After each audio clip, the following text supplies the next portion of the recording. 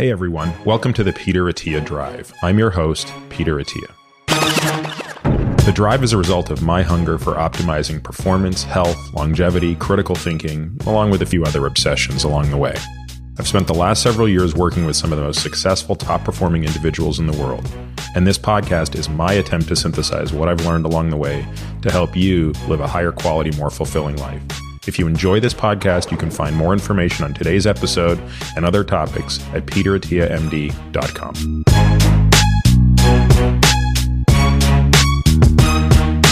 Hey everybody, welcome to this week's episode of The Drive.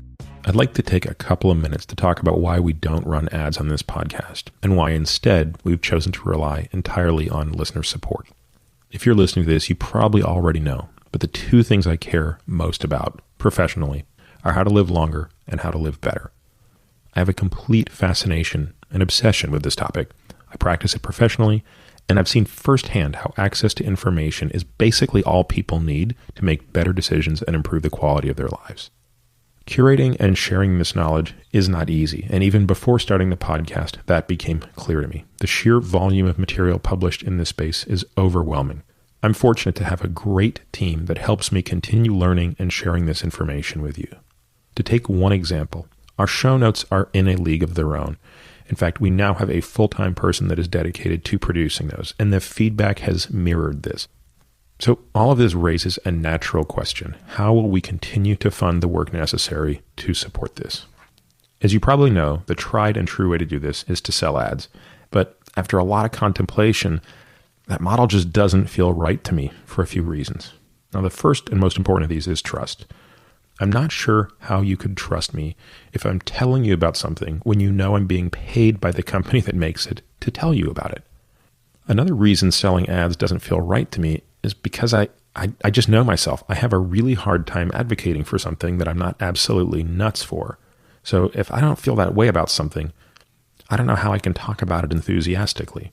So instead of selling ads, I've chosen to do what a handful of others have proved can work over time, and that is to create a subscriber support model for my audience. This keeps my relationship with you both simple and honest. If you value what I'm doing, you can become a member and support us at whatever level works for you. In exchange, you'll get the benefits above and beyond what's available for free. It's that simple. It's my goal to ensure that no matter what level you choose to support us at, you will get back more than you give. So, for example, members will receive full access to the exclusive show notes, including other things that we plan to build upon, such as the downloadable transcripts for each episode. These are useful beyond just the podcast, especially given the technical nature of many of our shows. Members also get exclusive access to listen to and participate in the regular Ask Me Anything episodes.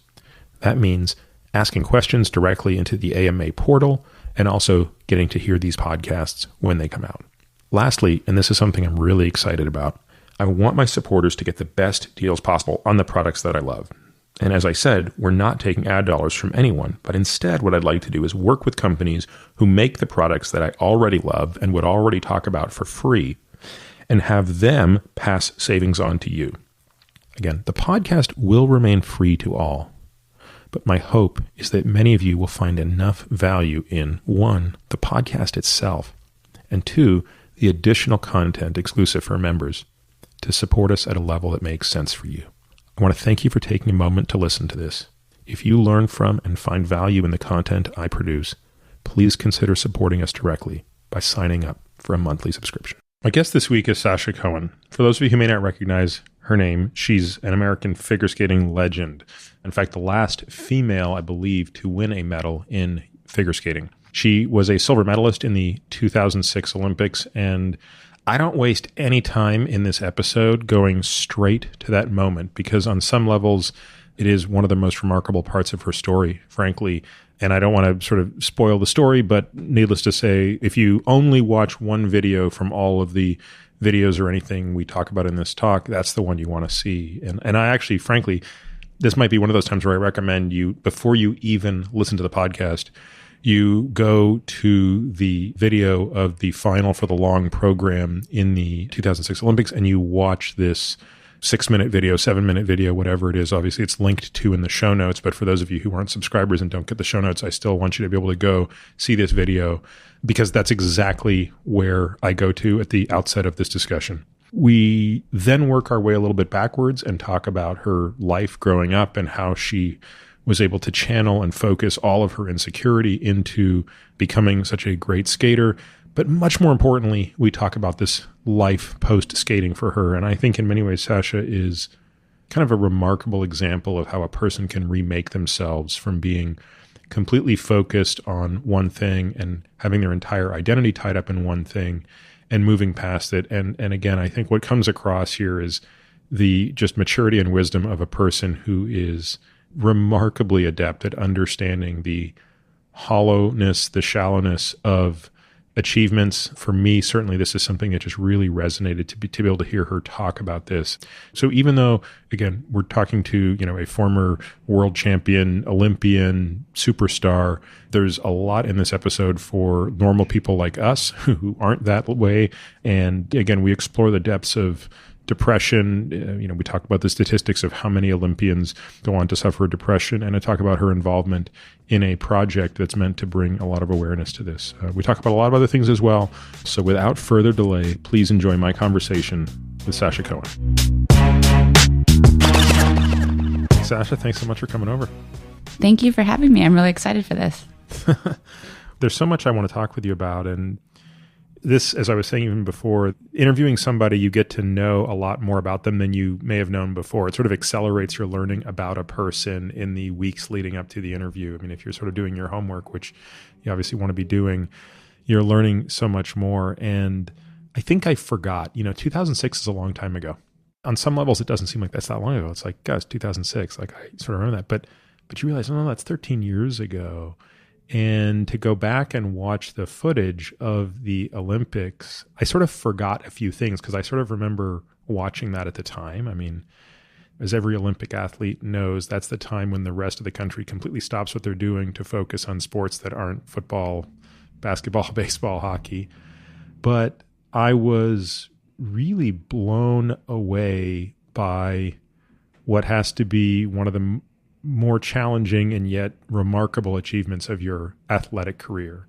And I say that because it's a small footnote to what I think will be the broader arc of your life, which we'll talk about. But I want to, for a moment, go right there and then back up and give people some context about the sport of figure skating. But take us to the 2006 Olympics. You were favored. What was the expectation for you after being a 17-year-old, almost making the podium? I think you were fourth in 2002, correct? Correct.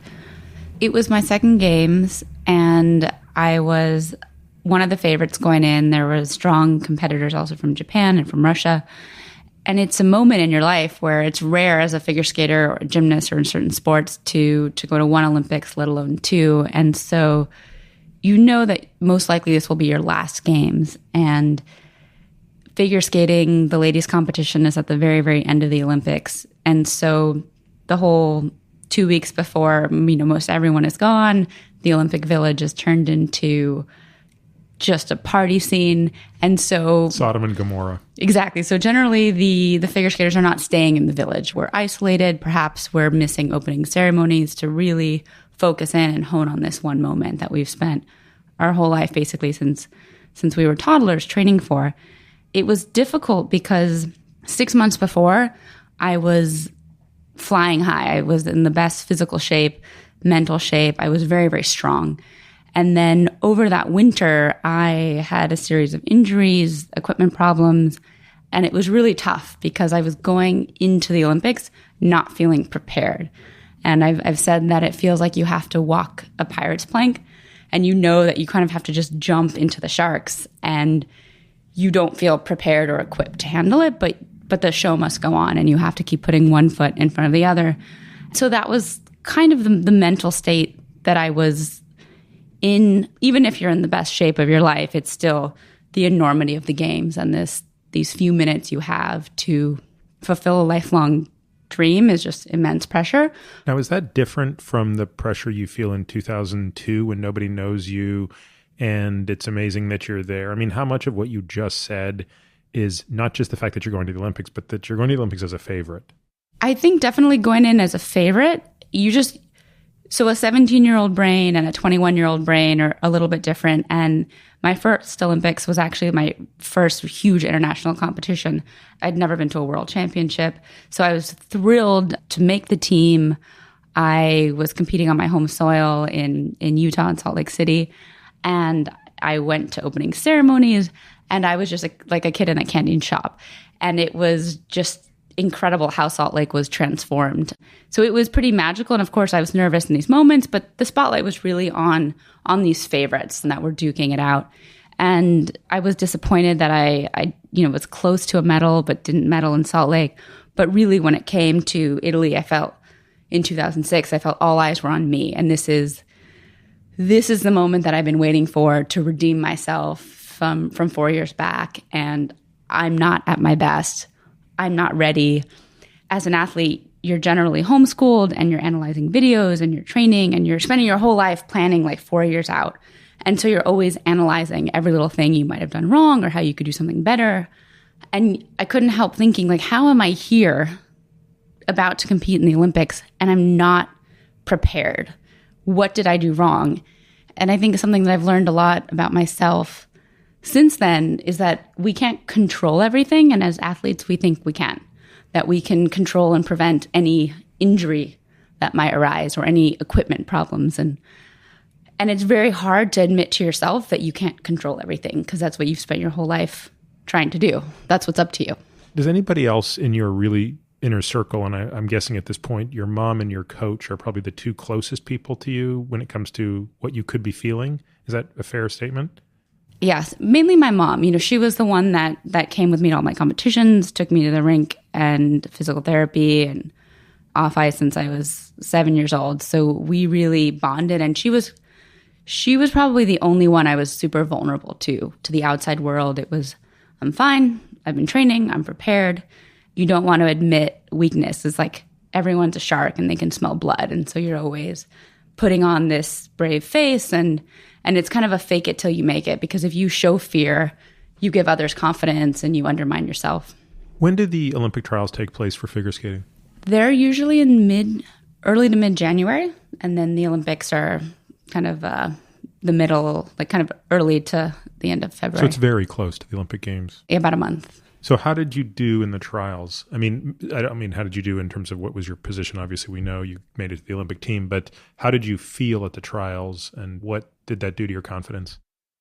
I was going in with the flu and I had a high fever. So I had missed a week of training going in.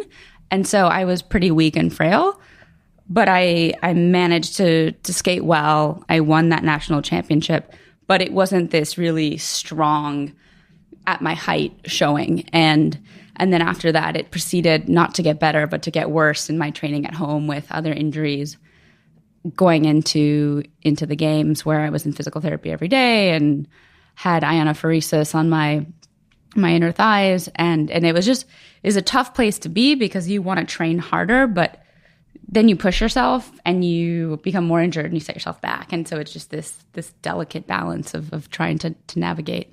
So let's explain to folks how this program works. Most people sort of know there were a couple of different skates. There's a short and a long. The long is sometimes referred to as the free skate as well. What are the parameters involved? The short program is usually 2 minutes and 50 seconds. There's 3 jumping passes. There's a footwork sequence, a spiral sequence, and 3 spins. And the long program is a little over 4 minutes, 4:10. And the rules keep changing. But at the time that I was competing, I think you're allowed 8 jumping passes, and you could do jumps in combination, as well as requirements of 3 to 4 spins, and then a footwork sequence and a spiral sequence as well. But there's more flexibility in terms of if you do a combination or you don't do a combination, and it's all about trying, at the time that I was competing, to aggregate more and more points. At the end of a short program, so there are how many judges? You're testing my memory now. So different competitions vary, but I believe it's usually 9, and there's a backup judge. Got it. And it's like it's up to 6 points? Is that the most points? It used to be a 6.0 system.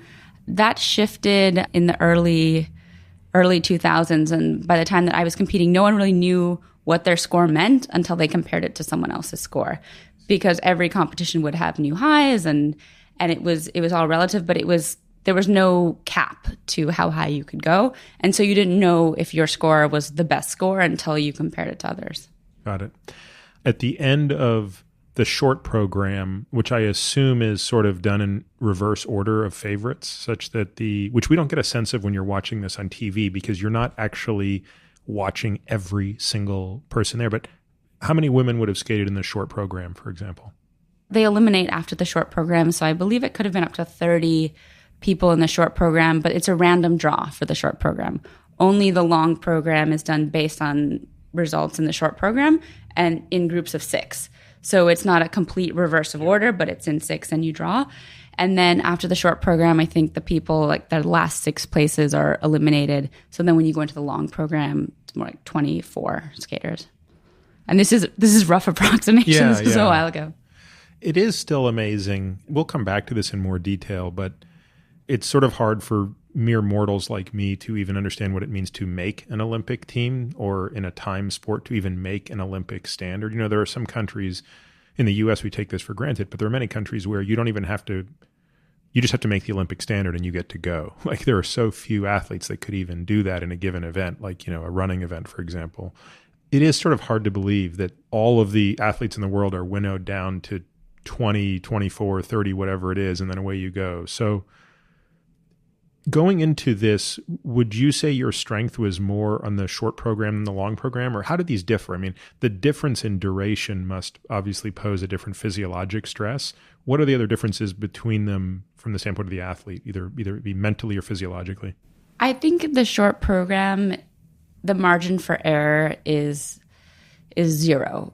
There's fewer elements, and so if you make one mistake, you really drop in the ranks, and if you make 2, it's just you can put yourself out of the running for a medal. And the long program, it's definitely more, for some people, it can be more mental, it's longer, there's more elements, but there's more of an opportunity to take risk, to try harder elements. And different athletes tend to favor different formats. I tended to like the short program format more. It was more condensed, more fiery. And I think it's just very different depending on what kind of athlete you are. Like you're saying, there's more endurance and play in the long program, mentally and physically. And there's also a finality to it, whereas in gymnastics, events are usually standalone. In figure skating, the short and long program are combined. So you're setting the stage with a short program, but it's by no means final, and it's not weighted as heavily as the long program is weighted. For some people, they see it as more pressure because you can't make a mistake, and in some ways it's less pressure because it doesn't count for as much as the long, and it's everyone kind of getting initiated and seeing where you rank. You were first coming out of the short program in 2006. How did you feel? I mean, you're probably your own harshest critic. How did you judge your performance in that short program?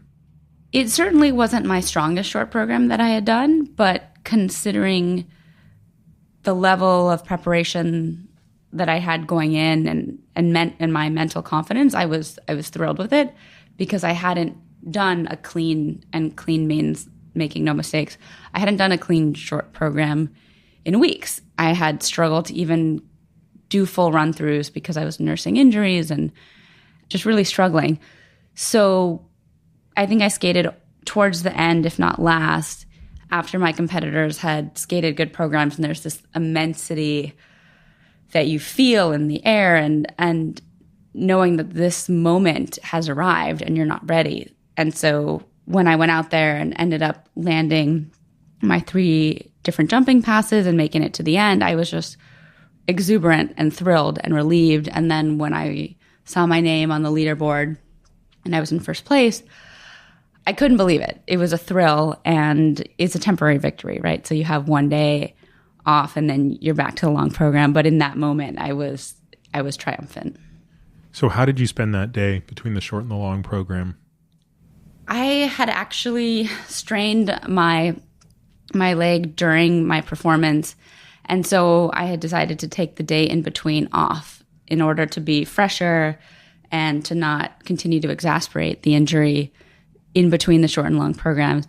which really confused everyone because no one skips a practice. You get 40 minutes a day, and people are used to training for hours at home, so people just jump all over that time. Oh, I never even thought of that. So, of course, you now have whatever, the 20, 24 skaters that now have one day to get ready for the long program, and you're not going to put them all on the ice at the same time. So everybody gets their 40-minute block. Yeah. And you're not showing up for yours. I'm not showing up for mine.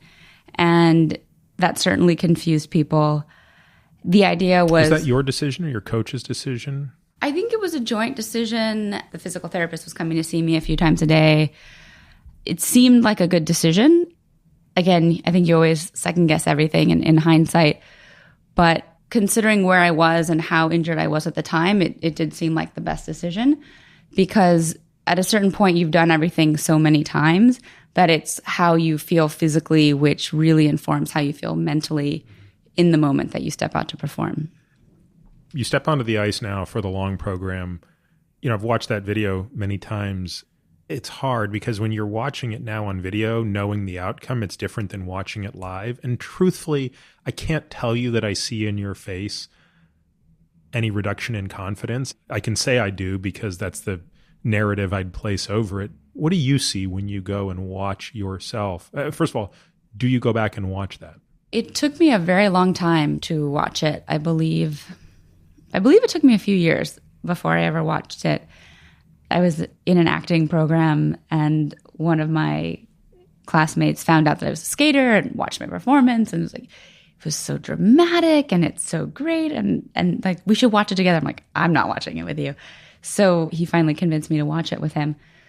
But even though I didn't do the warm-up, the longer 40-minute warm-up, there's a 5 or 6 minute warm-up before you skate. And during that warm-up, I fell on jumps that I usually don't fall on. And I fell on a triple flip in the warm-up, and I fell on a triple Lutz. And it just, I think it really shook me. Figure skating is like a sport where you're jumping, and if you hesitate for a millisecond, you throw off a whole timing of a jump. And going into that program, I knew, wow, I just fell on things I don't normally fall on in my warm-up. And now I'm going out, and this is it. Everything that I've prepared for, this is my second chance. This is my moment. And I don't know what's going to happen, and I'm not as prepared as I want to be. But again, you can't admit any of this to yourself. It's all gets buried and compacted deep within you. And so you go out and you just try to stay in the moment. So getting ready, it'd be just, all you need to do right now is put on makeup. All you need to do is put on your pants. All you need to do is get on the bus. All you need to do is jog around the arena and keep it simple, because the enormity of the expectation and everything you need to do and the crowds cheering can really unravel you. And so I think that's a training and a skill set that you develop over years of competing. And when I went out and when I started, it was a surprise to me when I fell on my first jump. And you partially register it, and I partially registered just this kind of hush from the arena. Was the first one the triple Lutz? The first one was a triple Lutz combination that I fell Explain on. for folks who haven't watched figure skating much. I don't know that I know I could recognize a Lutz. I don't know how I just would describe it. So you're usually taking most of the rink to prepare and gaining speed, skating backwards. And people jump both ways. But for me, I would be skating on backwards on my left foot on my outside edge with my right foot in the air. And then my right foot would reach behind me and tap kind of like a pole vault. And then I would jump and begin to rotate counterclockwise. It's considered one of the harder triple jumps, and the triple axel is the hardest. We'll come back to the triple axel because I don't think a woman has ever landed a quad axel. Has that ever been done yet? I don't think a man has ever landed I a thought quad a man axel. has landed a quad axle. Quad Maybe axle? I'm thinking a man's done a triple, but a woman's not done a triple.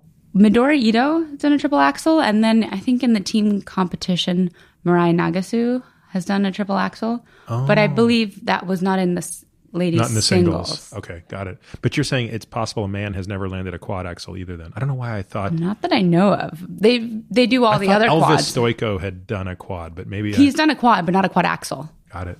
That would be 4.5 turns. Yeah. Well, I want to come back to all of that because, growing up in Canada, figure skating is along with hockey, it is a sport we paid a lot of attention to growing up.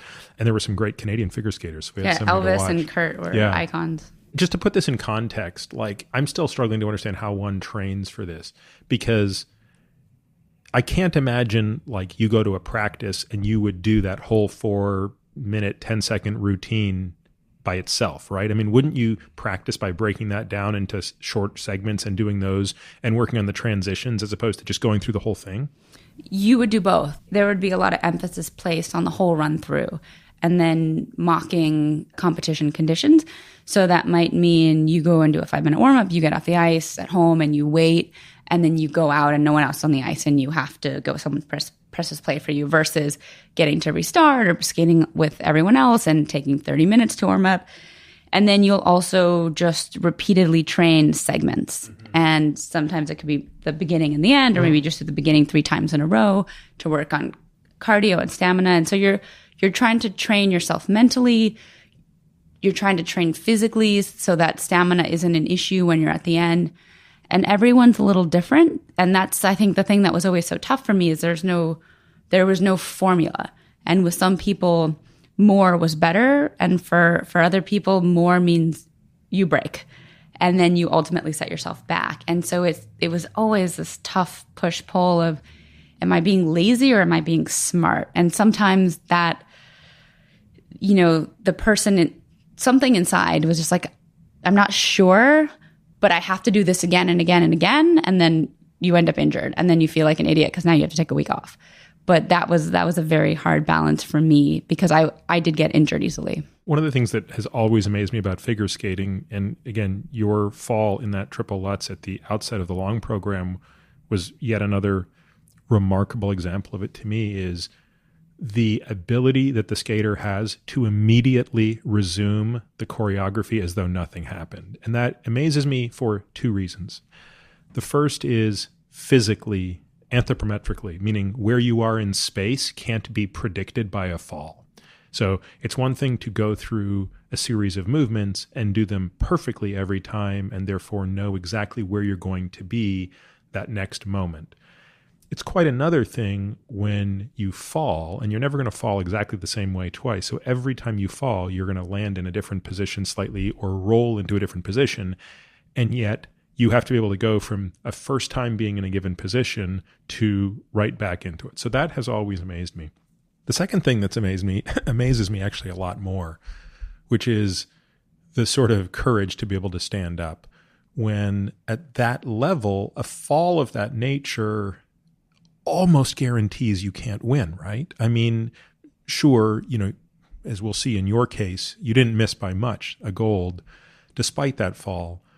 But who has the processing speed internally to do the math and go, well, technically I could still, be perfect the rest of this. I mean, in the end, it's just so crushing to your confidence in that moment. And yet it's that ability to stand up and go again that I find more moving, I think, frankly, than any aspect of the sport. And it's different from other sports, even individual sports where it's crushing, like tennis. You're out there all alone.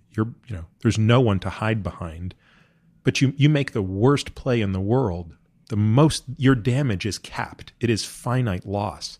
It is not finite loss in a sport like figure skating. When you make a mistake, it can be catastrophic and you can lose the entire competition, especially if you can't get up and get back into the zone. So is there anything going on in your head consciously as all that's happening? Or is it that in practice, every time you fall, the practice is getting up and going right back into it as opposed to falling, thinking about why you fell, reflecting on it and re-practicing it, if that makes sense?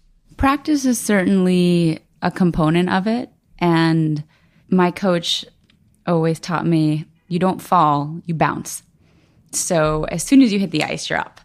Not only do you have to find physically where you go in space, but musically it has to match. And a lot of times when you fall, especially if you're sliding or you hit the boards, all of a sudden you're late and you're trying to make up time because on the next musical indication, you're supposed to be halfway across the ice and you're still trying to get yourself up.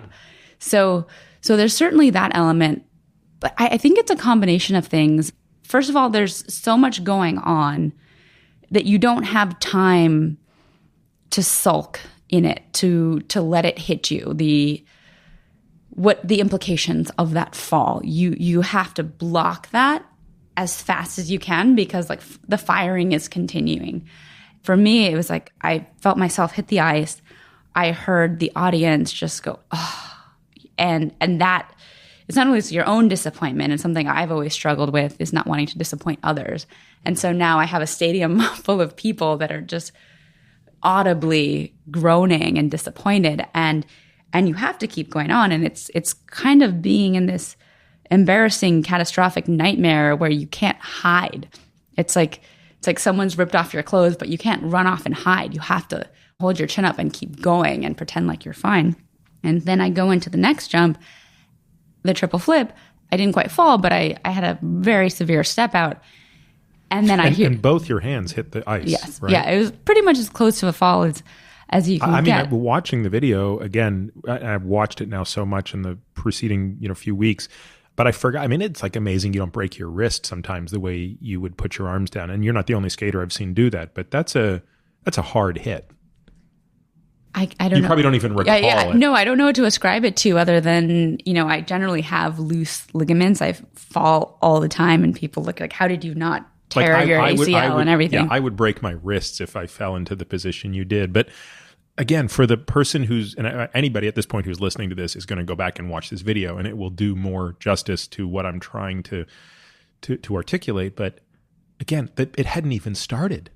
I mean, the music you chose for that piece, which I'd like to talk about all elements of this. We're focusing on sort of the most challenging parts of this, but in terms of like the music and the actual choreography and the performances, I don't think I'm alone in saying it's certainly one of the more beautiful performances in all of women's figure skating.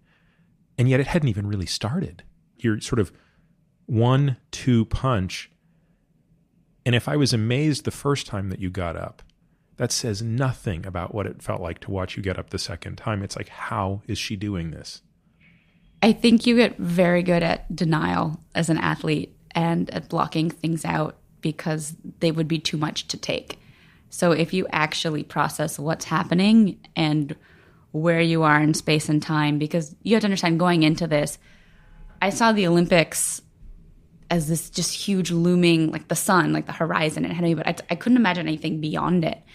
And it's the same way that we know that we one day will die, but we can't imagine that actually taking place and what's beyond it. And that's the same way I couldn't imagine March of 2006. I'm like, yeah, I know it's going to come, but I don't understand that. Let me pause for a moment then and ask you a question, which I'm going to ask you to try to answer through the lens of February 2006, because you've heard all these surveys and questions where, you walk into the Olympic Village and you ask all of the Olympians there, like, would you be willing to be dead in 10 years if it could guarantee you a gold medal at these games? And I don't remember the numbers, but the numbers suggest that the answer to that question is yes in a staggeringly high amount, which I think speaks to, look, if you can't even picture March 2006, what the hell would March 2016 even mean? Do you understand or can you relate to that ethos of like you would die in 10 years to have been the best in the world undisputed on that day? It was never posed to me as making that type of trade. I think now I can't imagine it, but who knows at the time, but it was everything. It was an identity. It was your chance to prove yourself to the world. It was everything that you were. And so everything was riding on it. It was just so absolute. And failing was the worst thing. And the sad thing is in a sport like figure skating, if you're a medal contender, failing is getting second. Very few people will say, oh, congratulations, you have an Olympic medal. It's more that you lost the gold. You just don't know what to do with yourself. You have your own disappointment. You have the disappointment of everyone around you, Team USA fans, your family, and the people that flew out. And it is kind of sad in hindsight to see just the nature of the interviews that, I had a string of interviews right after I competed, and it was just like, your dreams are kind of dashed and you fell twice. Like, how could you do this? Like, how devastated are you? And that's what it's all about and reinforcing. And I think when you grow up in this bubble and your whole identity is as an athlete and as a figure skater, and all you want to do is prove to yourself and the world that you're good enough, but good enough means first. And that's a very hard game to play. And I think it's not something that you can fully realize at the time, as a teenager or as a 21-year-old. And I think it's something that takes years to deconstruct after. And something that I've always found so interesting is I'm an overly analytical person and have thought, if I had just skated perfectly on that day, and if I had won, then there would be nothing to resolve. There would be no searching. And what I found is even fellow athletes like Apollo Ono or Michael Phelps, who have won multiple Olympic gold medals and are heroes and icons, still struggle, because I think so much of what we gear our lives and performance for is for a moment. And even if you win in that moment passes, and then you still need something new to define you, to prove that you're still good enough, because now you're just last year's or last Olympics. And then you constantly need a vehicle to prove yourself. That's such a great example. I mean, as you know, I'm really close friends with Apollo. We're going to be seeing him next week. We're going to play patty cakes together. But, swimming is a sport I love, right? And that's a sport that, from the standpoint of following it and knowing the metrics, there are a few people who could rattle off more swimming statistics than me. So I followed Michael Phelps from 2000, actually, even before most people knew who he was, when he was just a kid who made the Olympic team and managed to get 5th in the 200 fly, which was a huge deal in Sydney. And I was kind of amazed last month when his world records in the 200 fly and the 100 fly fell. So at the World Championships this year, 2019, I was amazed at how people were writing about him as though it weren't that impressive what he had done. And I'm reading these things and I'm like, these people have lost their mind. Like, they have no idea what he has accomplished in the water. And yeah, these two incredible swimmers have come along and broken world records. In one case, he's held for 18 years. And it might even be the case now, I haven't checked in a while, it might be the case that the only world record Phelps still holds is in the 400 IM from Beijing. But the point is, as someone who doesn't know Michael, but just has always been a fan and knows, I could tell you his place and time in every race he's ever done, I'm amazed at how quickly his greatness is also fading in the memory of the average person, right? Like, we will likely never see an Olympian like that again, ever in another 100 years. And yet only 3 years after his last Olympics, he's sort of yesterday's news, which I think speaks to this point you're making, which is maybe the brighter that star is, the longer it takes to fade, but every one of these things fades. It's interesting what you're saying. It's almost like you're suggesting that you went through a period of time thinking, if only I had won, things would have been different. But it seems that you don't really buy that rhetoric. Regardless, you lose an identity. So win, lose, or draw, so much is signified and held within a gold medal, and being number one, this absolute, this peak. It symbolizes that you didn't leave anything on the table. It symbolizes no regrets. It symbolizes that you accomplished what you set out for, and the world recognizes you as the victor. And all of a sudden, silver just brings up all these questions, like what went wrong? Was it you? Was someone better than you? How are you going to live with that? There's another element to it, but regardless, when you decide to retire, or if an injury forces you to retire, you still lose the identity. And I think that is what is so challenging for so many Olympians, because you have sacrificed everything, homeschooled, you have no balance, you generally don't have many other outside interests, and if you do, they're certainly not developed, few friendships, and it's just this one thing. And so even if you win, and then all of a sudden that identity is taken from you, it's like, I'm a figure skater. That's who I am. That's how everyone sees me. But once you stop figure skating, then who are you?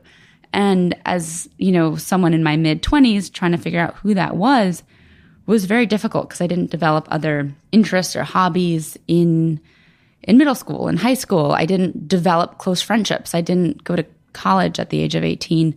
So you're kind of left on your own, somewhat isolated.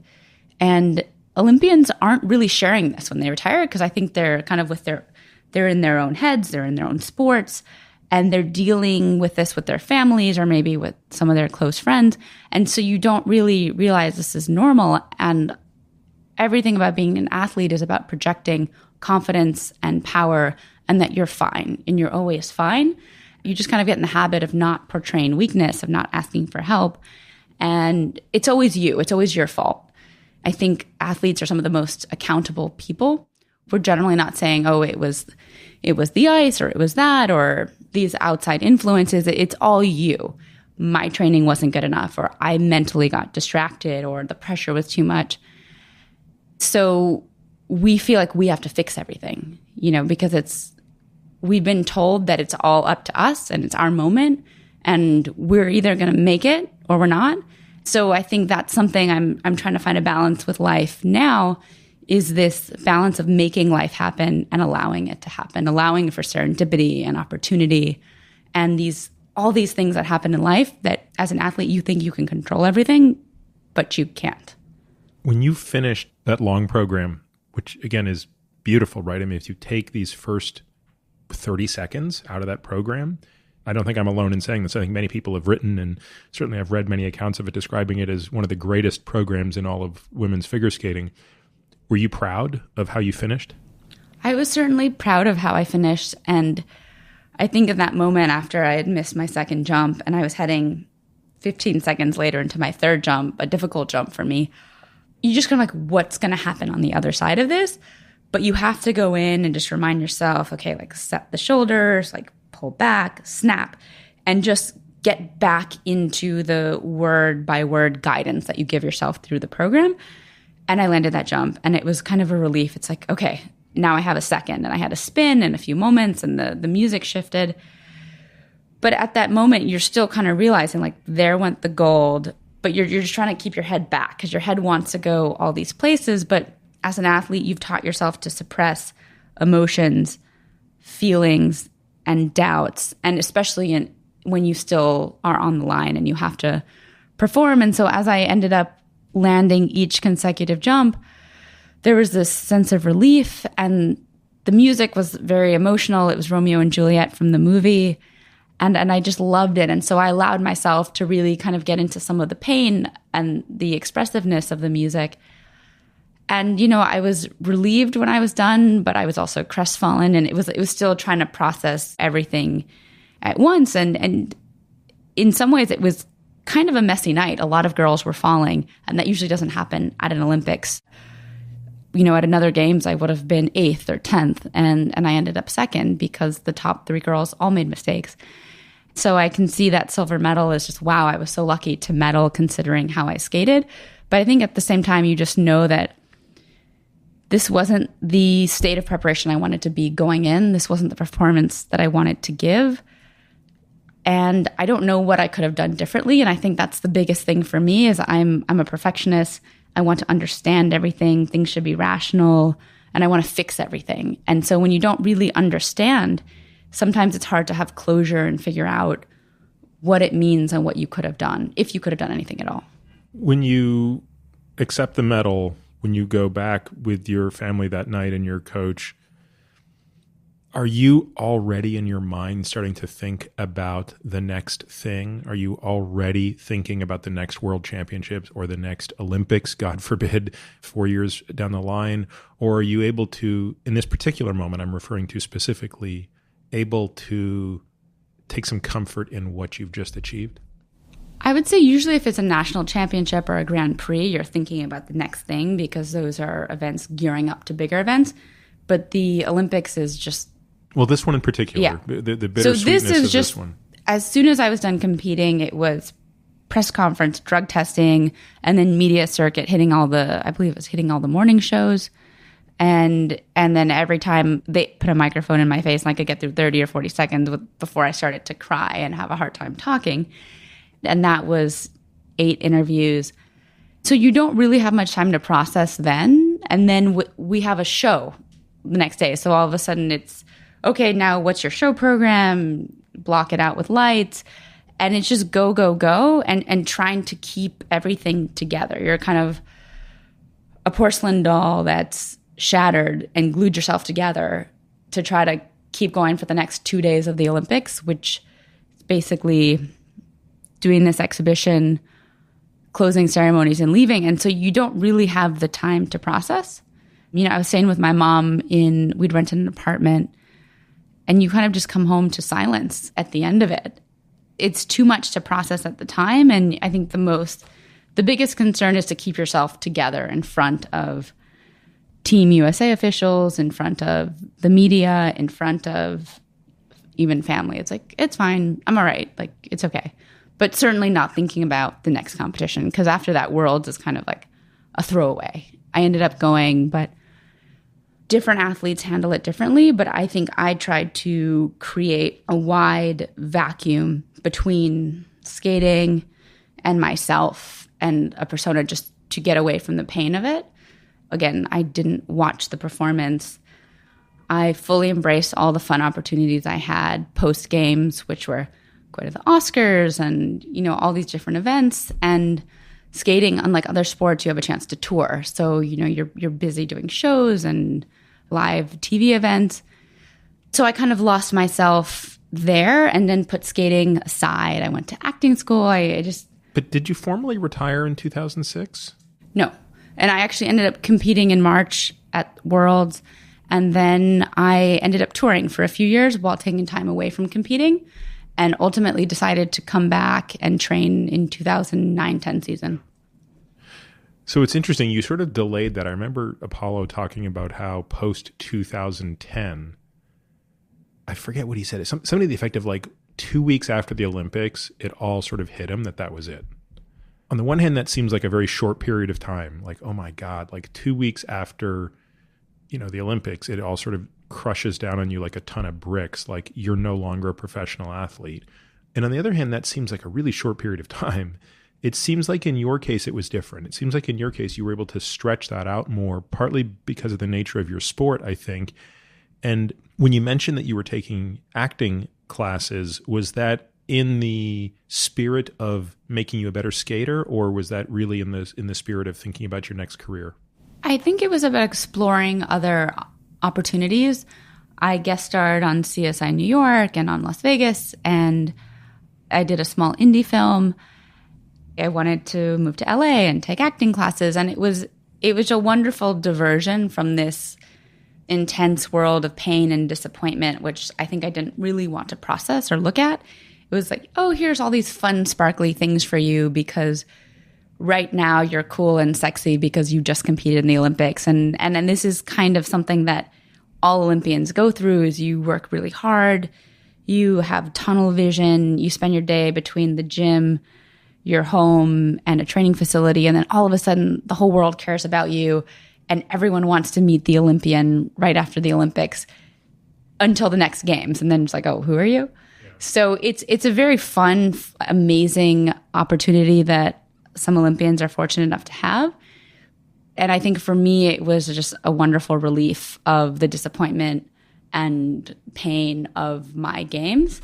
And then I was just busy working. So it was, I went on tour for a few months and you're doing shows every other night. And when you go and see a figure skating show, how much are you guys dialing back your athletic sort of movements to guarantee that you're not falling? Like, in other words, at the Olympics, you're at the limit, obviously. And that's why you will see someone fall at the Olympics, because they're the best in the world doing the hardest thing in the world. But when you're doing like Disney on Ice or whatever other show, they're obviously still amazing skaters, but is that such a step below? Are you skating at 25% of your capacity in those situations? So first of all, it's not Disney on Ice. That would be you'd be a character if you're doing Disney on Ice. It's generally Stars on Ice or Champions on Ice at the time. But the Disney on Ice people, I mean, they're obviously very good skaters too. I'm just using that as an example. But yeah. Just clarifying. But no, it's certainly a much lower level of difficulty in terms of your technical elements. And a lot of times you may not have practice or time to prepare. You might be on a small ice and you're skating with light bulbs around and no boards, and you've got spotlights on you, and you might be taking a red eye. So people are definitely dialed down the level of performance, but it's more about entertaining. So at this point, the fans are there. They've watched you compete over the years. They're there to see you. And so people are skating to songs with words, and it's about entertaining and connecting with the audience. And you're still doing difficult triples, but it's not like you're packing your program every 15 seconds with a very difficult combination. You mentioned already something that I think is lost on a lot of people which is the relatively small window in which you can be at your best. And again, people like Apollo and Michael create, I think, a false sense of what the true longevity of an athlete looks like. It's very rare for someone to be the best in the world over 3 or 4 Olympics. In many ways, I think it's a lot more like horse racing. And if you look at thoroughbreds, have one season in which they can be the best. And it's very early in their life, right? They're usually 3-year-olds when they're at their absolute best. A horse might live 20 years, but it's going to race from ages 2 to 4, and it peaks at age 3. I don't know if you know these statistics, so I don't mean to put you on the spot, but I know how involved you are in helping Olympians as they think about this transition. I mean, do we even have a sense of how many people go to the Olympics and what percentage of people get to only go to one Olympics, and what percentage of people even get to win a medal? And it might just be even in the United States where you probably would have better access to those stats. I don't have the stats, but I know that most people only go to one Olympics and very, very few people medal.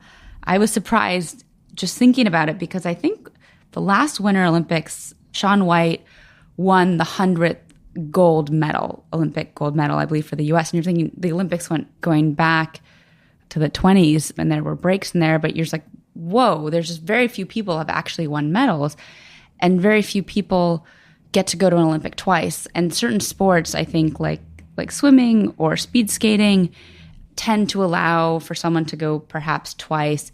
But, 3 times, 4 times is very, very rare. And in a sport like gymnastics or figure skating, especially as a woman, your body changes. And then it's this complicated window where you have to be 15. But some girls were peaking, like a lot of these Russian girls were peaking at 12 and 13 and 14, but then they couldn't go and compete. And by the time they were old enough to go, they were off their peak. It's unbelievable to see that. Again, it's sort of like, if you could really only peak for 1 to 2 years, it's like imagining the Kentucky Derby is only every 4 years, and yet 3 out of 4 horses wouldn't even get to peak in their thing. And again, it does create this, and it really breaks my heart. There's an amazing American female swimmer, Missy Franklin, who was an absolute phenom in 2012. I mean, just sort of knocked the socks off of people. You just couldn't believe how well she swam in 2012.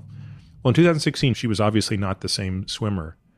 I just found it so heartbreaking to watch the reaction to this, as though somehow she had failed, as though somehow like she had let us as fans of U.S. swimming down, which I actually found infuriating, truthfully, because I was able to sort of, in a moment, recognize that, wait, like it's okay to be sad for her. Like I wish Missy was doing better here in Brazil, because she strikes me, I don't know her, but she strikes me as a beautiful human being and obviously a beautiful swimmer.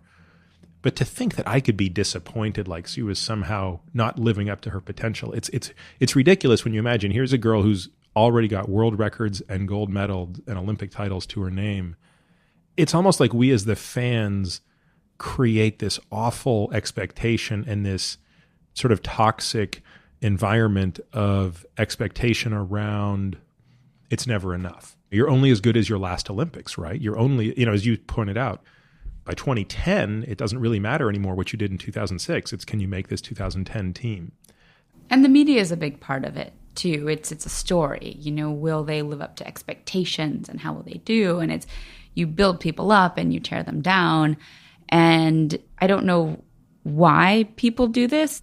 People are busy living their own lives. And then I think they just project everything, project failures. And they don't know these people, but they're somewhat public figures. And so it seems easy to kind of slash them at the ankles and just like, how could you disappoint your country? And like, why weren't you prepared? And there's really no sensitivity to this person being a human being. We see athletes as racehorses, and you need to perform, you need to meet expectations. And there's not a lot of compassion for them as a human being, just struggling on this global platform and just having their heart ripped out. Well, you're absolutely right. We just can't, we as fans, I'm saying now, we sometimes have a hard time believing you guys aren't machines. For example, like you watch Djokovic win Wimbledon and then a month later have to pull out of the US Open and people are booing him.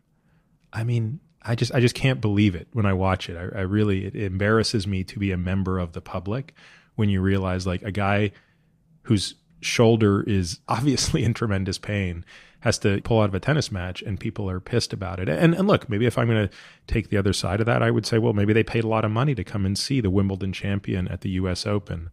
It's funny, when I was growing up, I guess I still am sort of a football fan, and I had this poster on my wall of Jerry Rice. I don't know if you know who that is, but a very famous wide receiver, arguably the greatest wide receiver to ever play the position.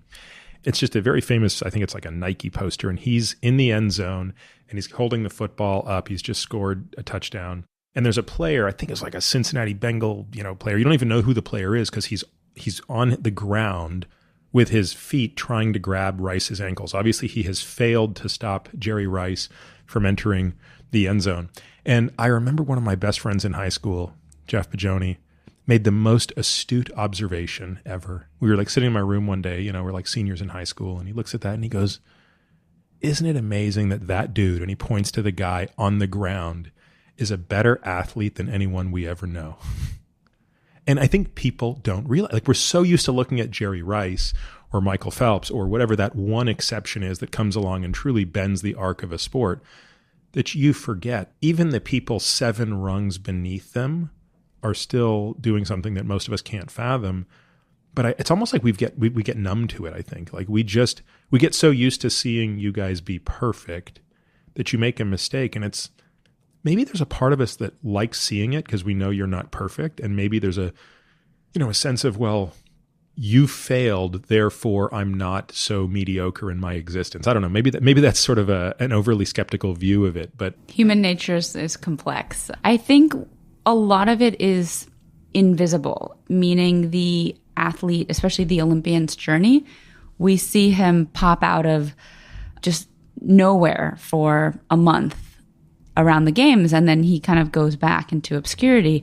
Whereas, you're kind of seeing half the season, if you're, watching the NBA or NFL, you're kind of constantly getting updates on what's going on, and there's multiple games.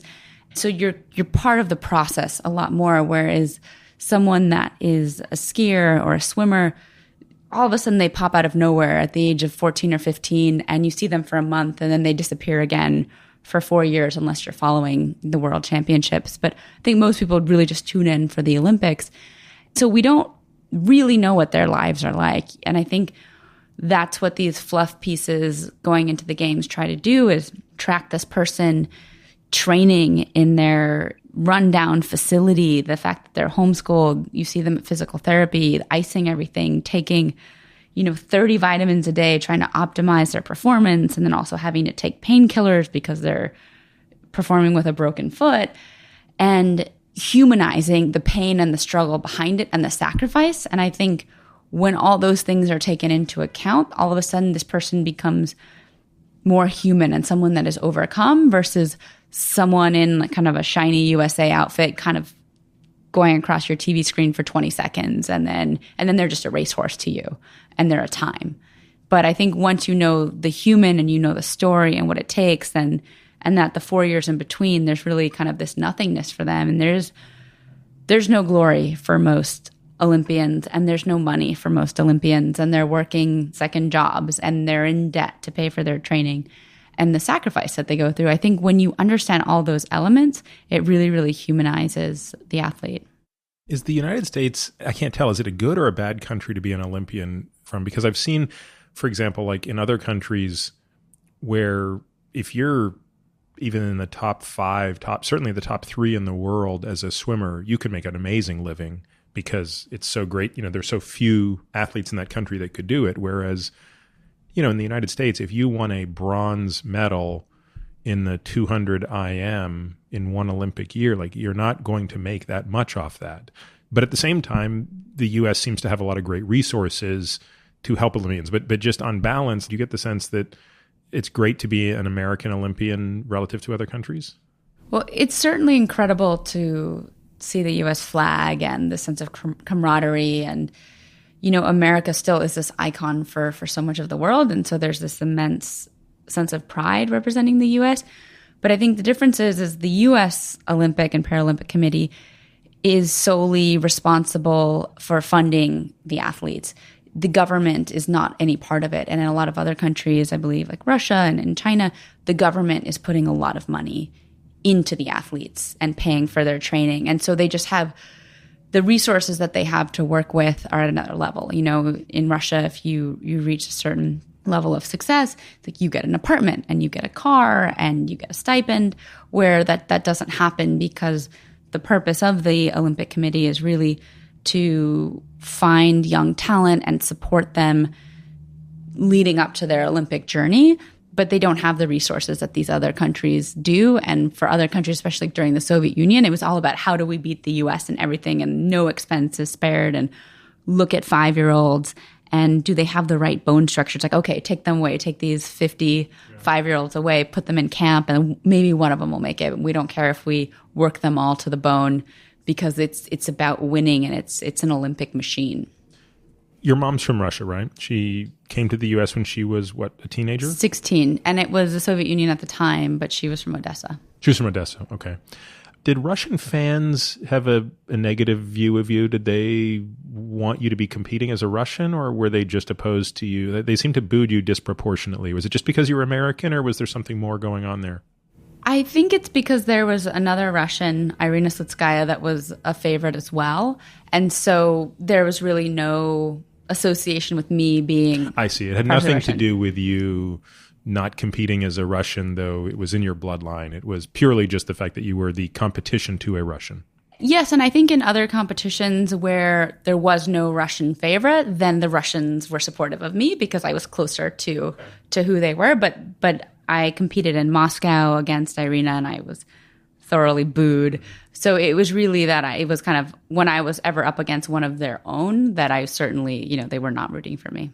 Let's go back a little bit, because I don't understand how a 7-year-old girl decides I'm going to subject myself to this much practice and this much deliberate effort. I mean, you've talked about this before in other interviews I've heard, where, like many athletes, your parents are told you probably have attention deficit disorder. And was it framed as she should either probably take this pill or she needs to find something to do for 3 hours a day? I mean, was it sort of like that, or? I was a hyperactive kid. I was constantly climbing trees, just on rooftops, wild. And I would race the boys. I would do cartwheels. I would just I would wear this same neon stretch 2-piece suit because I had no sense or care about fashion. I just wanted to be running, jumping, climbing at all times. And I went through 3 different elementary schools because I didn't know how to sit still in class or stand still during roll call. I would be off doing cartwheels. Or if art was over, I wouldn't put my art project away because I wasn't done. So I had a very difficult time being in a group setting and listening to direction. One teacher thought I was deaf. Another teacher gave my mom a book on juvenile delinquents. And it was just kind of clear that I couldn't conform to a system. And, my mom finally found a school that was like mixed grades, no desks, mainly art, that seemed to jive with me. And this was in California? Mm-hmm, in Pasadena. Then I was put into gymnastics at the age of 5 because I was bouncing all the time. It's so much energy. So I went to gymnastics for 4 hours a day. And we were literally doing 100 V-ups, 300 jumping jacks, 100 push-ups. And this is as a 5-year-old. I look like a little cut sumo wrestler. Were there other 5-year-olds there, or were you with older kids? No, I was with other 5-year-olds. It was a very intense training center. And yes, I was diagnosed with ADHD, and my mom didn't want to medicate her 5-year-old. And so she thought, okay, well, we'll just get rid of her energy in gymnastics. Through that, a friend threw a skating birthday party, and I found skating and this feeling of gliding and freedom. And I could channel all this energy I had into something I loved and could focus on. And so then for me, it was very easy. It didn't feel like a sacrifice because all I wanted to do was be on the rink and to be skating and learning new jumps. So I never really saw it as a sacrifice early on in my life. It was something that gave me clarity and purpose, whereas I didn't really fit in at school. I was a lot smaller than everyone else, and I just had a very different I think I didn't know how to socialize. I was climbing trees or I was painting pictures.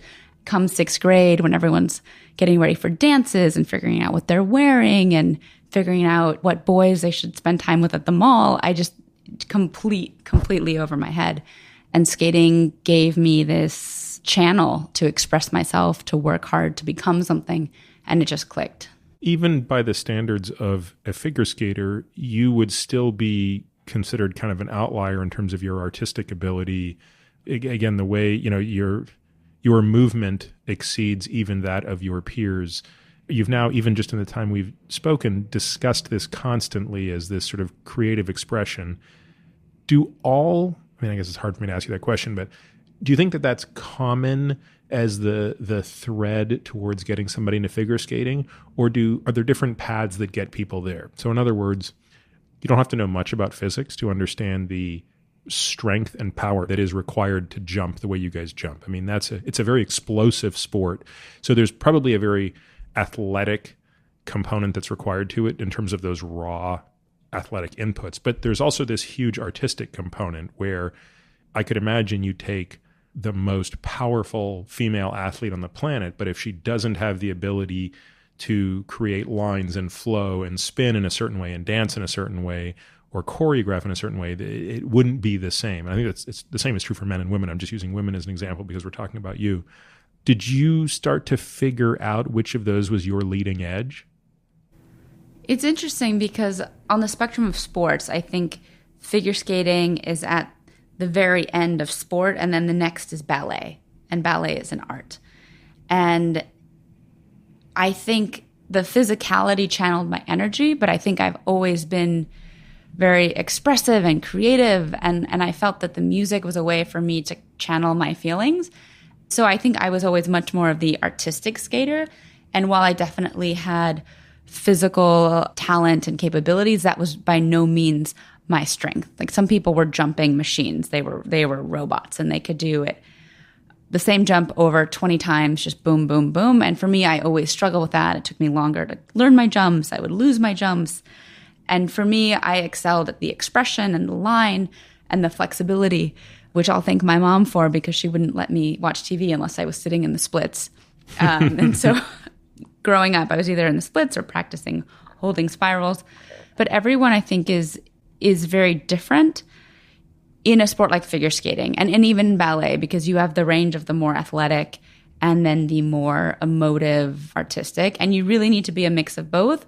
Although the way that the system is evolving is with a heavy emphasis on the technical abilities, because that racks up points. And so you don't need to have as much personality or artistry because the points are really not captured there. Certainly it's part of it, but you can rack up so many points with technical capabilities that it outshines. And that's become in some ways a criticism, hasn't it, of women's figure skating, which is, okay, I get it. We're going to add more and more points to these greater and greater degrees of staggeringly powerful jumps.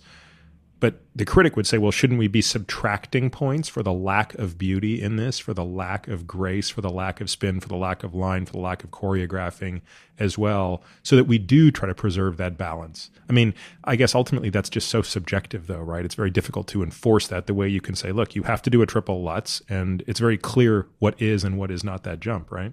Figure skating is very complicated, as is gymnastics, because it's not a race with, did you beat this other person? What was your time? It's really an art that's also a sport. And so it's a philosophical argument. Do you want to treat figure skating purely as a sport? And a sport is about technical ability and progressing and pushing the body to more rotations faster, and treat it purely as a sport. Because then what happens is you peak at 14, you get injured quickly, you can't sustain and evolve and have the kind of skaters you had in the 90s and early 2000s, like Surya Bonali and Kurt Browning and Michelle Kwan, where there were personalities that developed and people matured and became more like well-rounded athletes and performers, because we're now choosing to treat it just as a sport. We're not valuing the artistry, but who's to say that we should?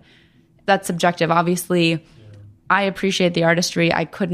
My skill set wouldn't have been conducive to competing in today's environment. And I think a lot of what the audience loves is the personality and the artistry of figure skating. But is that what makes it a sport? And I think that's a very philosophical, subjective debate. I don't feel qualified enough to weigh in the fact that I always have a very strong opinion. In swimming, for example, the most dominant male swimmer before Phelps was a guy named Tom Dolan. And I mean, not a beautiful swimmer to watch swim. I mean, he looked like he was beating the crap out of the water the whole time. And yet the fastest swimmer, I mean, back-to-back gold medals in the 400 IM in 96 and 2000. So amazing swimmer. But, you could have said, look, in swimming, it just matters how quickly you get to the wall. It shouldn't, it's pretty clear in swimming or running, to your point. It doesn't matter. If you look ugly doing it, who cares if you're there first? But at what point in your figure skating career was it clear to you that you wanted to do this as your life's mission, at least for the foreseeable future? When do you make that decision which is, okay, it's time to start homeschooling and living on the road and training 6 hours a day? I was 12. I was going into 7th grade, my first day of school. And I just felt that it was such a waste. I was at a public high school in California. Everyone was focused on shopping and surfing, and it wasn't a very rigorous academic environment. And I would often get heckled. It's like, oh, what are you doing here? Do you lose your way? The elementary school's down the street. Because you're short? Yeah, I was short. I was little. I looked a few years younger than I was. Like, I looked like I was in 3rd or 4th grade. I was tiny. When I was competing at the age of 15, I think I was 4'9" and 70 pounds. So I was really little. Wait a minute. You were 4'9" and 70 pounds at 15? I was tiny. Had you, if you don't mind me asking, had you even had your period yet? No, not till much, much, much later. Wow. Yeah. Which is not uncommon, obviously, for female gymnasts, athletes at figure your skaters, level. ballerinas. Yeah. I don't remember, but I had the tests where you're kind of submerged, dunked underwater. Yeah. I think, it was like 5% body fat, just tiny. It's kind of amazing to reflect on that for a moment. I think, again, maybe even for you, it's hard to appreciate. Now this is me getting to talk with some authority, right, on what the implications are of totally arresting your endocrine system for 6-7 years, literally a third of your life being fully stopped to prevent your body from developing. That speaks to what a physiologic stress it is for a young boy or a young girl. It's just I think there's a fundamental difference, right? Which is for boys, the training effect can actually sort of help puberty. But for women, it can be really suppressive, as it obviously was in your case and the case of many others.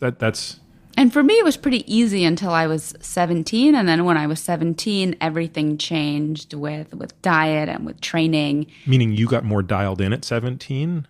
When I was 15, I could eat whatever I wanted. I see. And I was just tiny. I had a kid's metabolism, and I was also working out hours and hours a day. But when I was 16, 17, things started to change. You started to get a little more pudgy, and all of a sudden there's this focus, and your coach and everyone's just like, I see you've, they would pinch your stomach.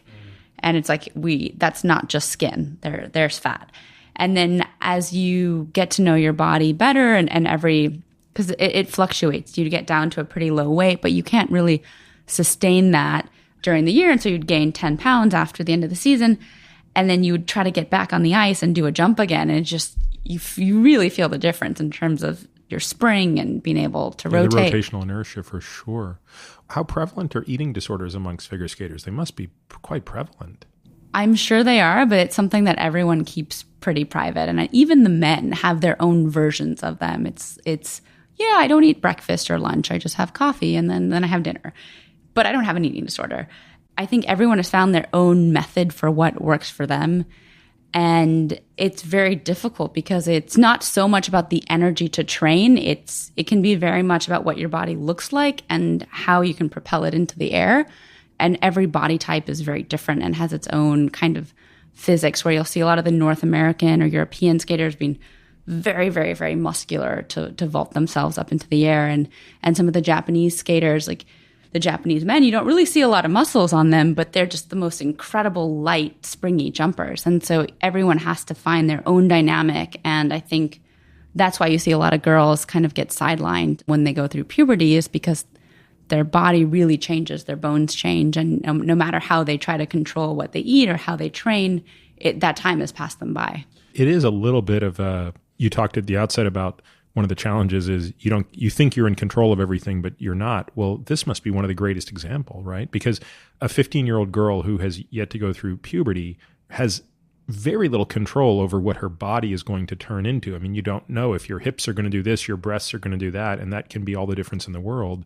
So are coaches at that age also sort of hedging? I mean, how are they communicating to the parent? Because I'm trying to put myself in the shoes of a parent whose child is 12 or 13, who's being told, your child has the potential to be an Olympian. But, oh, by the way, when she goes through puberty, all bets could be off. Like, her body could change in a way that's simply not conducive to the movements of the sport. Is that ever explicitly discussed, or is that just always sort of, we just keep our fingers crossed and we just go for it? Every model is different. If you're in Russia or in a different training environment, the coach will only take on a few students. It's much more intense. Whereas in the US, it's like every skater has to pay for lessons. So a coach will teach someone that might never make the Olympics because they're getting paid and it fills this hour. Later on, there's, as someone proceeds through the ranks and they're senior and they're close to making a world team, the coach gets more involved and there's more at stake. But ultimately, it's on the athlete. Can you control your body? And it's, again, this everything that we think we have to be able to control everything. And I think it is very dangerous because you get the validation from your coach and from the world, like if you have a longer line and you look more balletic. And at the same time, it's easier to jump. And you're also controlling something in your life, which are kind of all these things that are tied into having an eating disorder. But then it's like, is that what's necessary for this sport? When you look back at your entire career in figure skating, so from age, call it 5 or 7 until 20, 25 when you stopped? When was it the absolute most fun? It was the most fun when I first started, and then probably when I was 14, 15 years old. I was just beginning to get really good, to get national attention, go to my first international Grand Prix, burst onto the national stage and get second at nationals, and then be invited to do tours. As this young kid, this whole world, this carpet unfolds before you, and now you're touring with your idols, with Chris Yamaguchi and Brian Boitano and people you've watched on TV, and you're just this little kid, and all of a sudden the Olympics are 2 years away, and it's all at once, and it was this inundation. So I think that was probably the most exciting. I was still super motivated. It was all ahead of me. And I was young enough that I think the pressure, the immensity, like the enormity of where the level of pressure would go had not yet sunk in. That is a response that I've heard from a number of athletes, which is the best time in their life with respect to the sport was actually before they became the best. Do you think that's common? I mean, you probably have a much larger sampling of that than I do.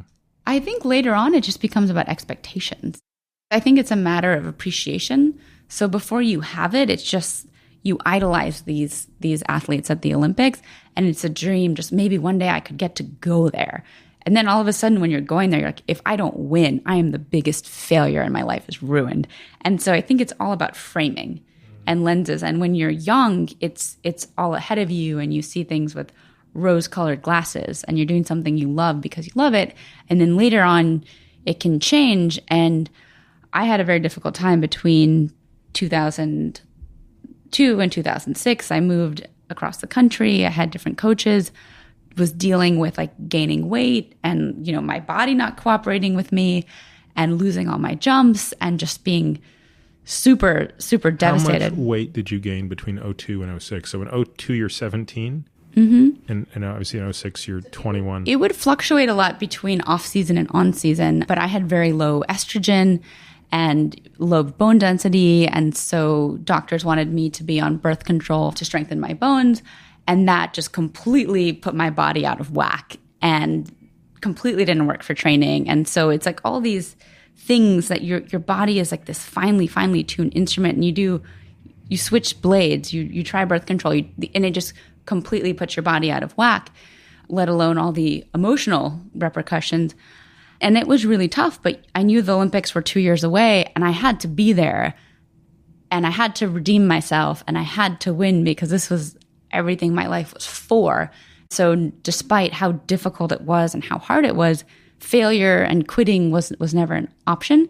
there's just, something inside that's propelling you. And I don't know if there's so many different factors going in, but it's something that it's not pure joy and like the love of what you're doing that's driving you. It's the need to fulfill a quest. At points, it can be a lot more painful and difficult than it is exciting, and motivation is serving as your source. In some athletes' case, it's usually obvious. At least if you're playing armchair psychologist, it's obvious what void is trying to be filled. It's an athlete that's trying to, win the approval of someone, a parent that's not there or a person that rejected them. Do you feel like, or do you see or sense looking back any sort of motivation that could make you feel like you had, everything you just said? I'm not going to repeat it because I won't do it justice. Everything you just said, was that in service of something, some void, you think? Or is that just the inevitable fuel that one needs to turn to if they're going to compete at that level? In other words, can you win an Olympic gold purely from the place of bliss, pure joy and love for the moment that you're there, being a part of every bit of the training, win, lose, or draw, have the same bliss? Is that even possible at that level? I think it's certainly possible. I think you see it with kids just coming up. So they might be 15, go to their first games, and they're so excited to be there, and wow, they won. I think it also happens towards the end of a career when people have had dealt with hardship, and maybe it's their fourth Olympic Games, and they realize that this is the last one and how incredible it is, and that they're performing and they're competing with the appreciation of their legacy and that this kind of final punctuation on their career. But I think it's difficult, especially when it's your second games and you feel like there's so much pressure riding on this performance, because it's no longer about your Olympic experience. It's about, will you deliver in these few minutes? And that's what everyone's been talking about and waiting for. So I think it is complicated, but I think it's possible. And it's not to say that even if you are using this kind of not negative motivation, but just this, a certain drive that doesn't come from pure joy, not to say that you don't have the most exhilarating moments when you find this piece of music and you choreograph a new program, or you land a new jump combination for the first time. You realize that the great things in life take hitting your head against a wall over and over and over and over and over for years, and you just don't give up, because giving up isn't an option. I think this sense of obstinacy it makes you great as an athlete, but then when you apply it to life, it's kind of, it's like the Zumba in the room. It's like, no, that's a corner. We actually should move the Zumba and like start banging against something else. But that's what it takes to be a great athlete, is not accepting failure. You keep showing up again and again and again. And I can tell you that 2 years out, 1 year out from the 2006 Olympics, I didn't even know if I was going to make it, because I was struggling so much. The one season before the Olympic season, I had to withdraw. In 04-05. Yeah. I lost all my jumps that year. I pulled out of every Grand Prix. And I thought, I've stuck around this long and I'm not going to make it to 2006. Like, how is this happening? But you don't give up. You just keep showing up every day. You keep showing up every day. And then things get better. And it kind of teaches you that if you don't give up, if you show up, that has a lot of weight to it. One other question I just want to ask you about the actual Olympics, because it just blows my mind. How long does it take you to choreograph, say, that the long program of 06, right? So do you pick the music first? Do you say everything is going to be built around this song and then we're going to build it in? Or do you largely sketch out what you want to do movement-wise and then pair music to it? I mean, especially for an Olympic season, you're listening and then you're taking music to the ice and you're seeing how you move to it. Does it inspire you? And then you might work for a few weeks with a choreographer, not only cutting the music, but trying different series of spiral sequences and jumping combinations and figuring out what really suits you. And you're really choosing music to suit your style. If you're more lyrical, or if you're more of a power skater, you really want the music to serve you and your style of artistry or how you skate. Was Romeo and Juliet, do you think, your best work in that sense?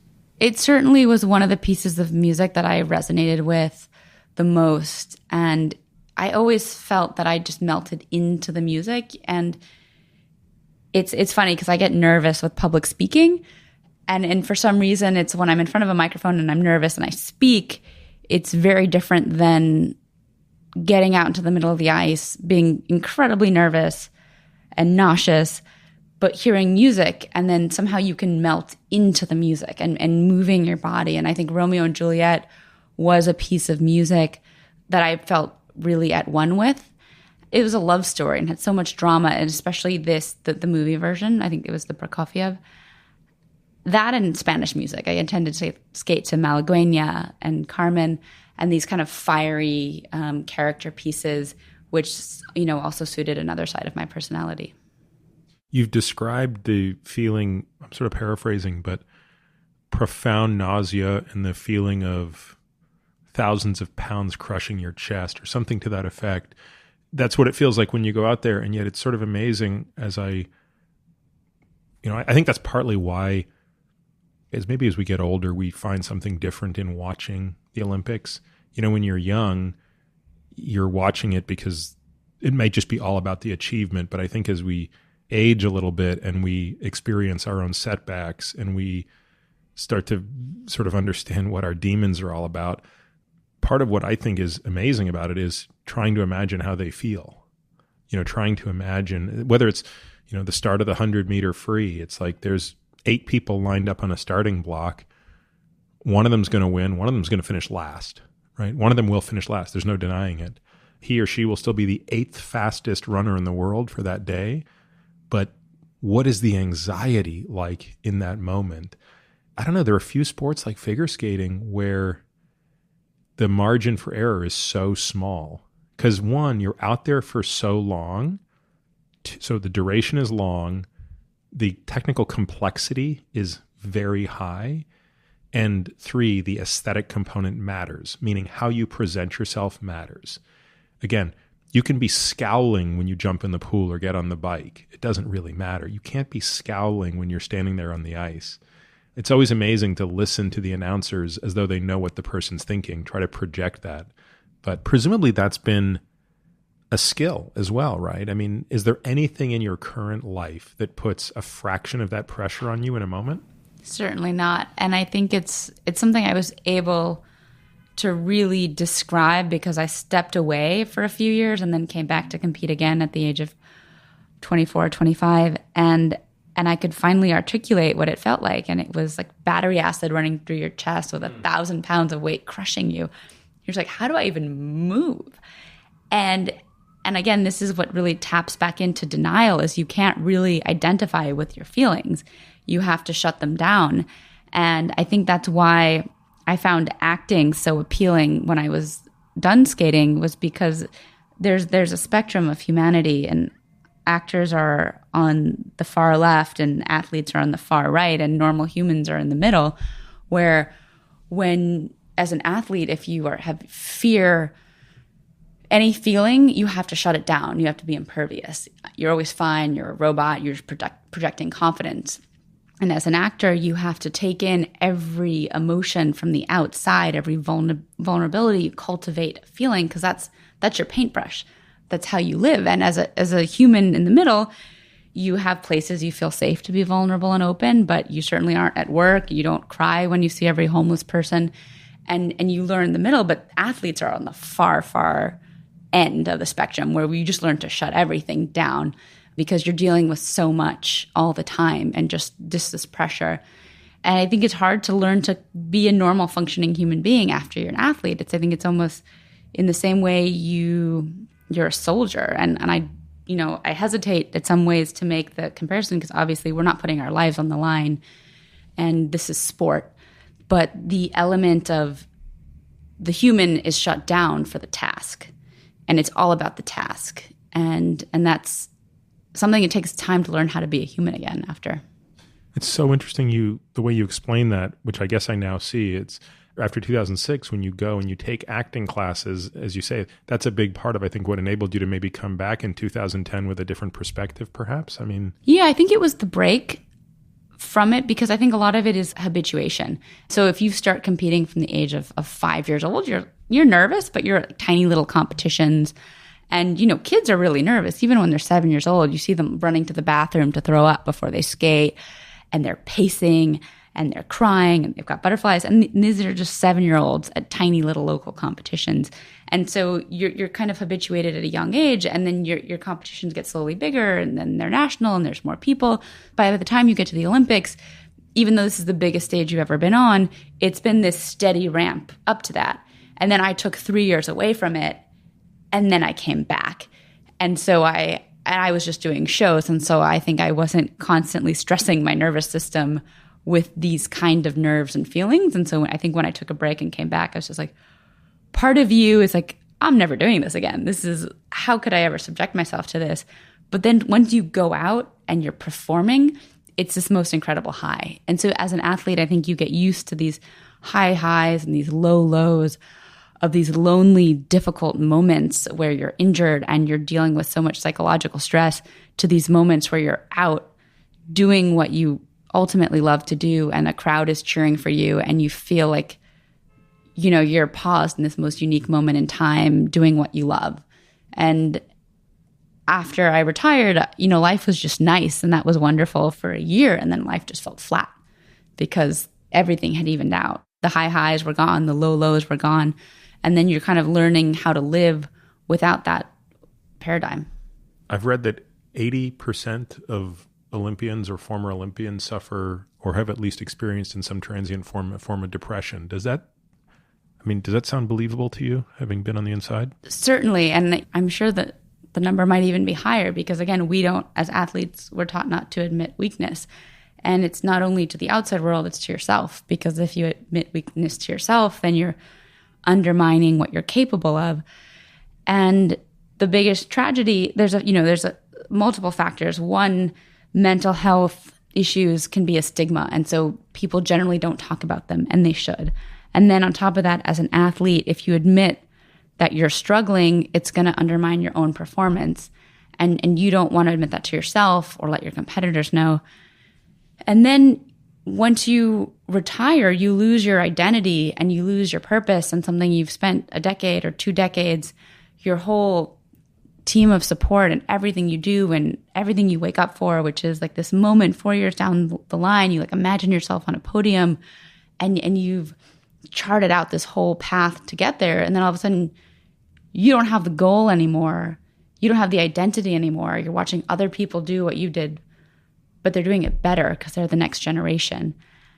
And you don't have a skill set that everyone else your age does, who was actively pursuing an academic education and went to college and interned and have really setting themselves up for the next 40 years of your life. It's all been, this rug has been pulled from underneath you.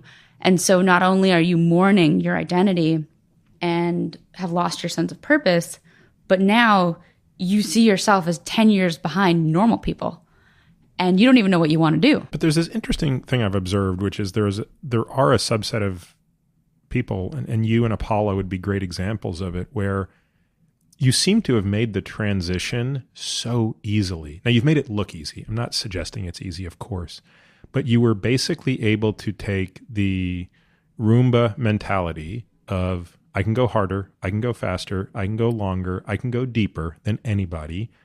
Just give me a new skill set. And, you emerge at one of the best colleges in the country and you kick ass. And, today you've got a great job in finance. There are a handful of athletes who just make this transition.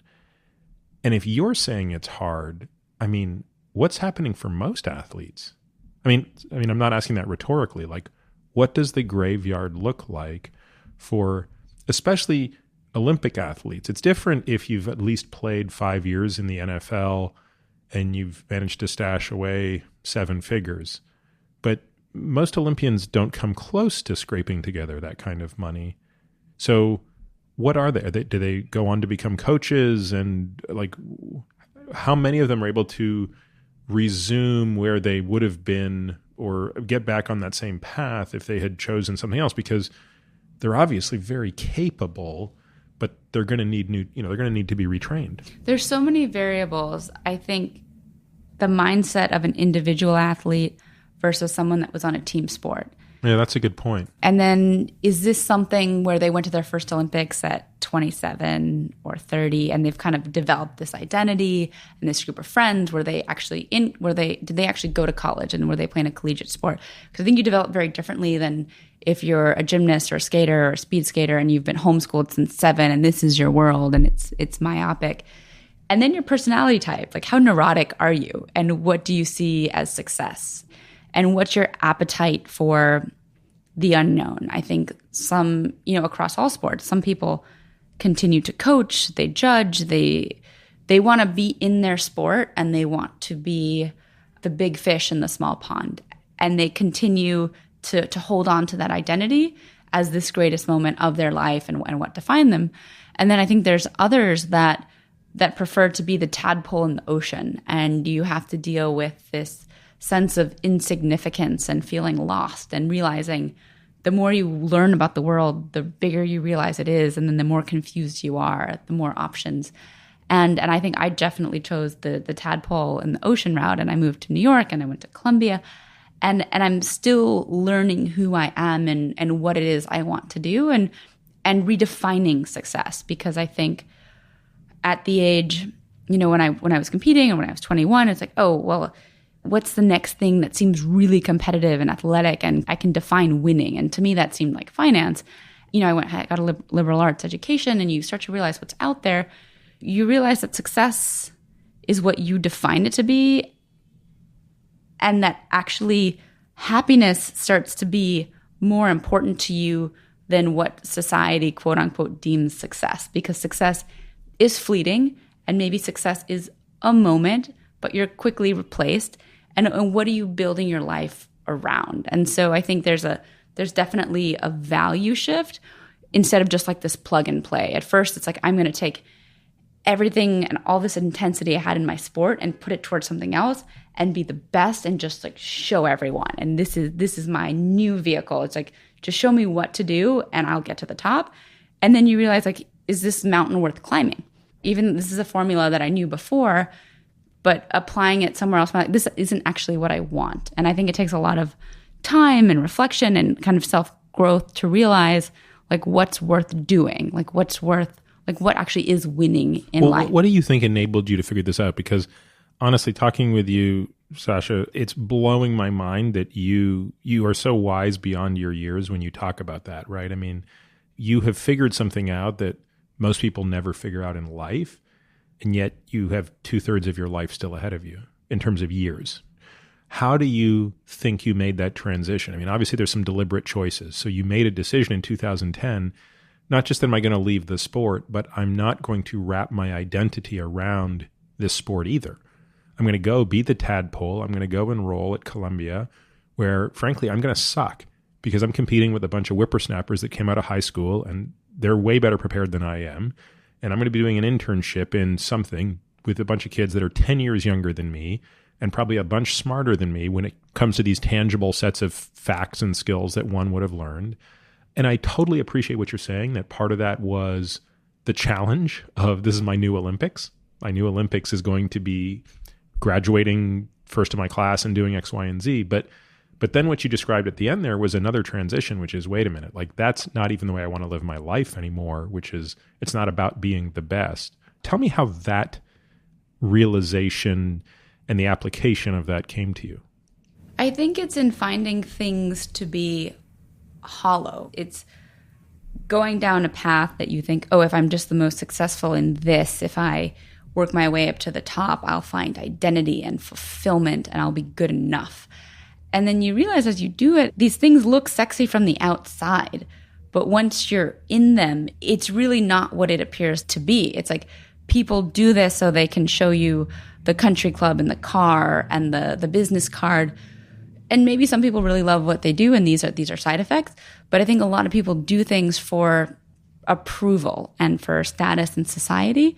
And I think at a very young age, I got used to being rewarded by the public for achieving. And so I felt that what I needed to do had to be publicly visible and needed to be appreciated and to be validated.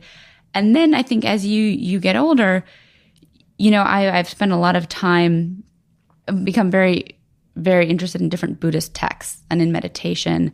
and just understanding this bigger picture of life, because I think we get so singularly absorbed in like what's in front of us in the moment, and we think it's the most important thing. And then the biggest struggle for me, and something that I daily work on, is what do I actually want to do versus what do I think other people will be impressed with. And I think this is like the resume versus the eulogy. Are you a fan of the book by David Brooks, The Road to Character? Or The Second Mountain being the more recent one? Yeah. I actually haven't read The Road to Character, but I read The Second Mountain and found it very, very compelling and powerful. And I think that's the phase of life that I'm certainly in, and I have a lot of questions, and I'm exploring like what makes a meaningful life and what actually brings me joy if I can peel away all the layers that my upbringing through sport and society have projected onto me. Because sometimes you don't really know the difference, and you end up doing things that people around you do because that's what they respect. And ultimately we're social animals, and we want to be respected by others to have a sense of self-worth. If you can really strip all those things away, then you can start to have the dialogue with yourself of what you actually like, and what if you really like something that the world doesn't validate? Who's going to win? Like, are you going to do something for them, or are you going to do something for you? And this is still... There's still tension there. Yeah. Of course. Yeah. Well, let's play a hypothetical game, because what I'm not hearing you say, to be clear, is you regret the decade and a half you spent killing yourself to be the world's best figure skater. I'm not hearing you say that. But I want to just play a thought experiment, which is I'm going to put you in a time machine and I'm going to take you back, and you're going to get to spend the next 10 years with 15-year-old Sasha. So we're going to take you back to circa 1998. You're 2 years outside of your first Olympics. But now I'm going to change the way you look so that the 15-year-old version doesn't realize this is the adult version of her. But you now get to become another coach / mentor to the girl. And you know everything you know. So you know how the story ends if she stays the course. How would you counsel her? That's such a hard question, because it's going backwards and tweaking something. You don't know what's going to happen going forward. Admittedly, right? Yes, we run the risk of the butterfly effect here big time. Well, let me ask you then, I'll start with some broad themes. Well, the more I think about this question, the more interesting it gets, through the lens of, if you only have knowledge through 2010 versus seeing where you are today, it might be different. Let me make it an easier question then, which is the question I didn't want to ask because it's such a common question, which is, what advice would you give yourself? Let's take a hybrid of that, basically, which is, how much would you let her worry about what she's doing, even if alleviating some of that worry subjected her to the risk of not being as successful? It's really an interesting question, because I would want to go back and say, enjoy this time, right? Enjoy being at the Olympics, enjoy being on the ice and moving and having your body like honed and trained to this incredible degree, right? It's such a rare, fleeting moment. Later, you're going to be jogging and you're going to be winded. It's going to be very different. It really is incredible, because ultimately it's like a piece of this incredible journey that it means to be human, right? And it's a very extraordinary, exceptional piece that you can get to, the top of a sport, that you can represent your country, that you can see the world. Like it's such a gift. But at the same time, if you tell this younger girl, there's so many things after, you're going to go to college, like the world is so much bigger than this, maybe you wouldn't stick it out. Maybe you wouldn't stick out those really difficult times. I remember a few years before my second Olympics, 4th of July, everyone was barbecuing. I was training at a center in Connecticut. I had the key to the rink, opened up, was just training by myself. And then I went with my off-ice coach to the outdoor track and was doing sprints in 100-degree heat and just broke down crying. And I was like, I don't want to be here. I want to be with my family. I don't want to do this. And this is like 2009? This probably would have been in like 2004. Oh, before the second Olympics. 3 or 4. Okay. Just complete breakdown. And in that moment, if you're like, you know what? College is going to be amazing. You're going to find poetry and your philosophy, and it's going to blow your mind, and Buddhism. be like, what am I doing? Like, how many days am I going to have Groundhog Day of doing the same thing over and over in this rink? And to this day, I go to an ice rink and I smell that musty smell of rubber mats. And it's visceral. I'm sure there's like some PTSD associated with it. Certainly, it's visceral. And I think if you know that there's more, and I guess I'm a person that I've got so many interests and there's so much I want to do, and I have so much FOMO. I want to be in every country, and I want to get a PhD in Buddhist studies, and I want to do everything. So I think if I knew more about the world in those hard times, I think it would have been much harder to stick it out versus that being your only identity and your whole world. Well, there's certainly a reason why they have to put blinders on racehorses. I don't know. I guess that's sort of the thing that about it that feels. I've had this discussion with a number of my friends who are, in your situation, right? So people who were at one point the best in the world, and now they're normal, quote unquote, right? Anything but normal. Trying to be. Yeah, but you know what I mean. There's a sadness. There's a very famous athlete who was incredibly well celebrated and decorated 20 years ago. He's really fallen on hard times now. Substance abuse, a whole bunch of other things, and sort of behind closed scenes, there have been a handful of people that have tried to help him to really. Get him back from the edge of drugs, alcohol, all of the things that have sort of taken him to within about the inch of his life repeatedly. And it's hard to look at him because I can't get the image out of my mind of him when he was the best in the world at what he did. And there was a whole country that viewed him as the most amazing thing they'd ever produced. And now this entire country would abandon him in a heartbeat out of pure disregard and shame for who he is and what he's become. And what seems unfair to me is that the same forces that lifted him up, he was a national champion at 17, the greatest that country had ever produced, the same forces that put the blinders on him to enable him to spend a decade of his life being the identity of a nation in a sport are the exact same forces that have abandoned him and given him nothing to cope with the complete emptiness and bitterness of his existence and the shame that has followed it. If I had the ability to tell the whole story with all the details, it would be a more powerful story. But I think you get what I'm talking about, because even though this is an extreme example, it's not actually that extreme in terms of the emotions. It might be extreme in terms of the net effects, the near death and the drug overdoses and stuff. But I think this is sort of the guilty part that we have as the spectators, right? Is we don't realize that the same thing that we throw on the athlete to sort of praise them is the very same gasoline that is to a bad fire as it is to a good campfire kind of thing, if that makes sense. Athletes generally start young, and so there's a conditioning that sets in early, validation through performance and through winning. So it's Pavlovian, and you're trained that's how you're defined, and that's how you're respected and adored. And so you very much try to prove yourself to the world to get this validation back.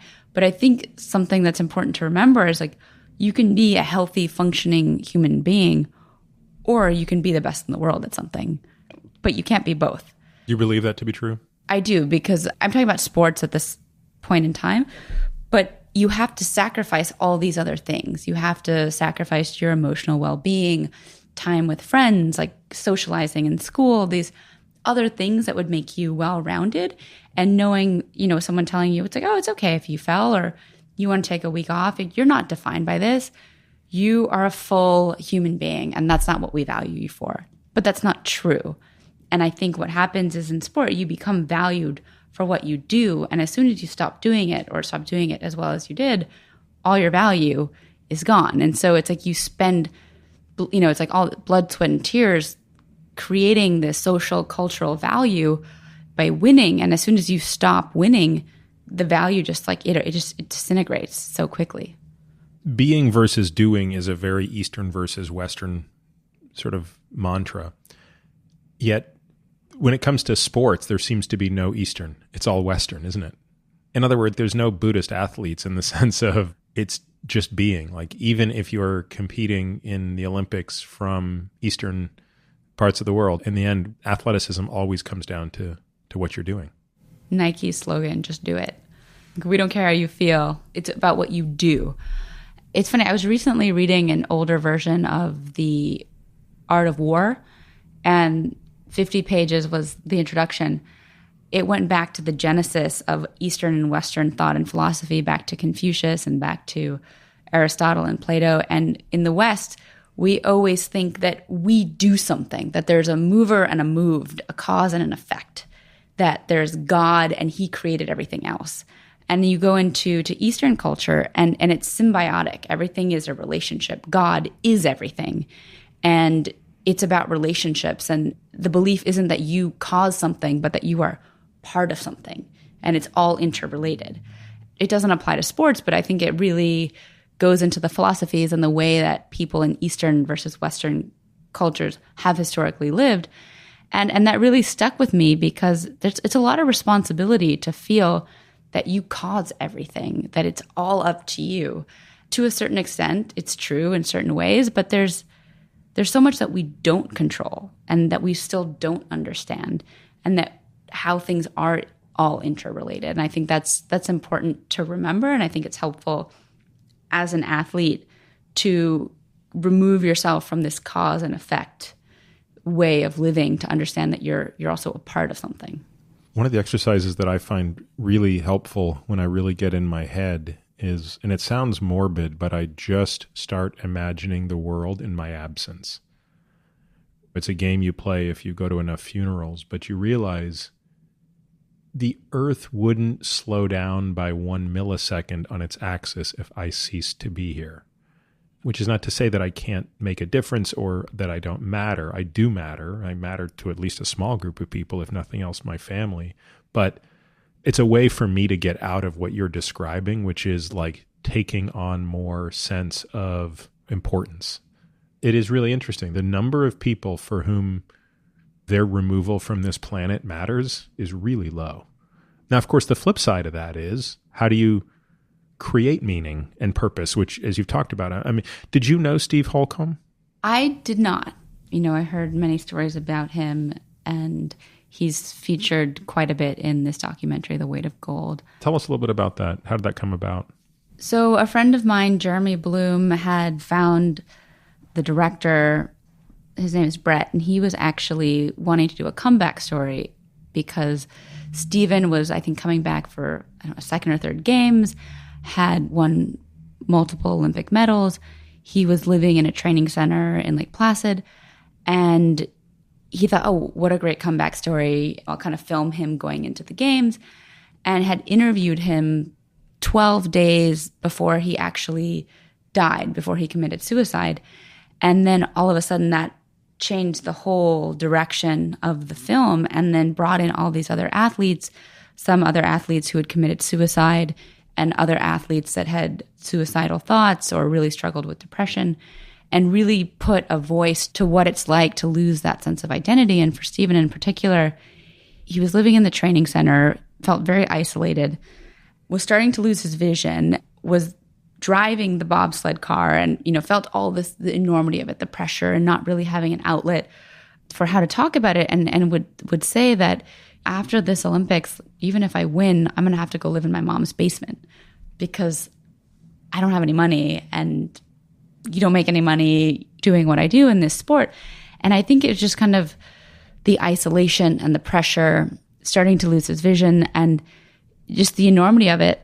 He really suffered with mental health issues, and there's a whole spectrum. There's people like him and like Speedy Peterson, who ended up committing suicide as well, who might have had intrinsic mental health issues, but then there's all these things that are aggravated by the fact that you lose an identity when you're done competing. And even if you're still competing, just the enormity of the pressure, and you're handling it alone.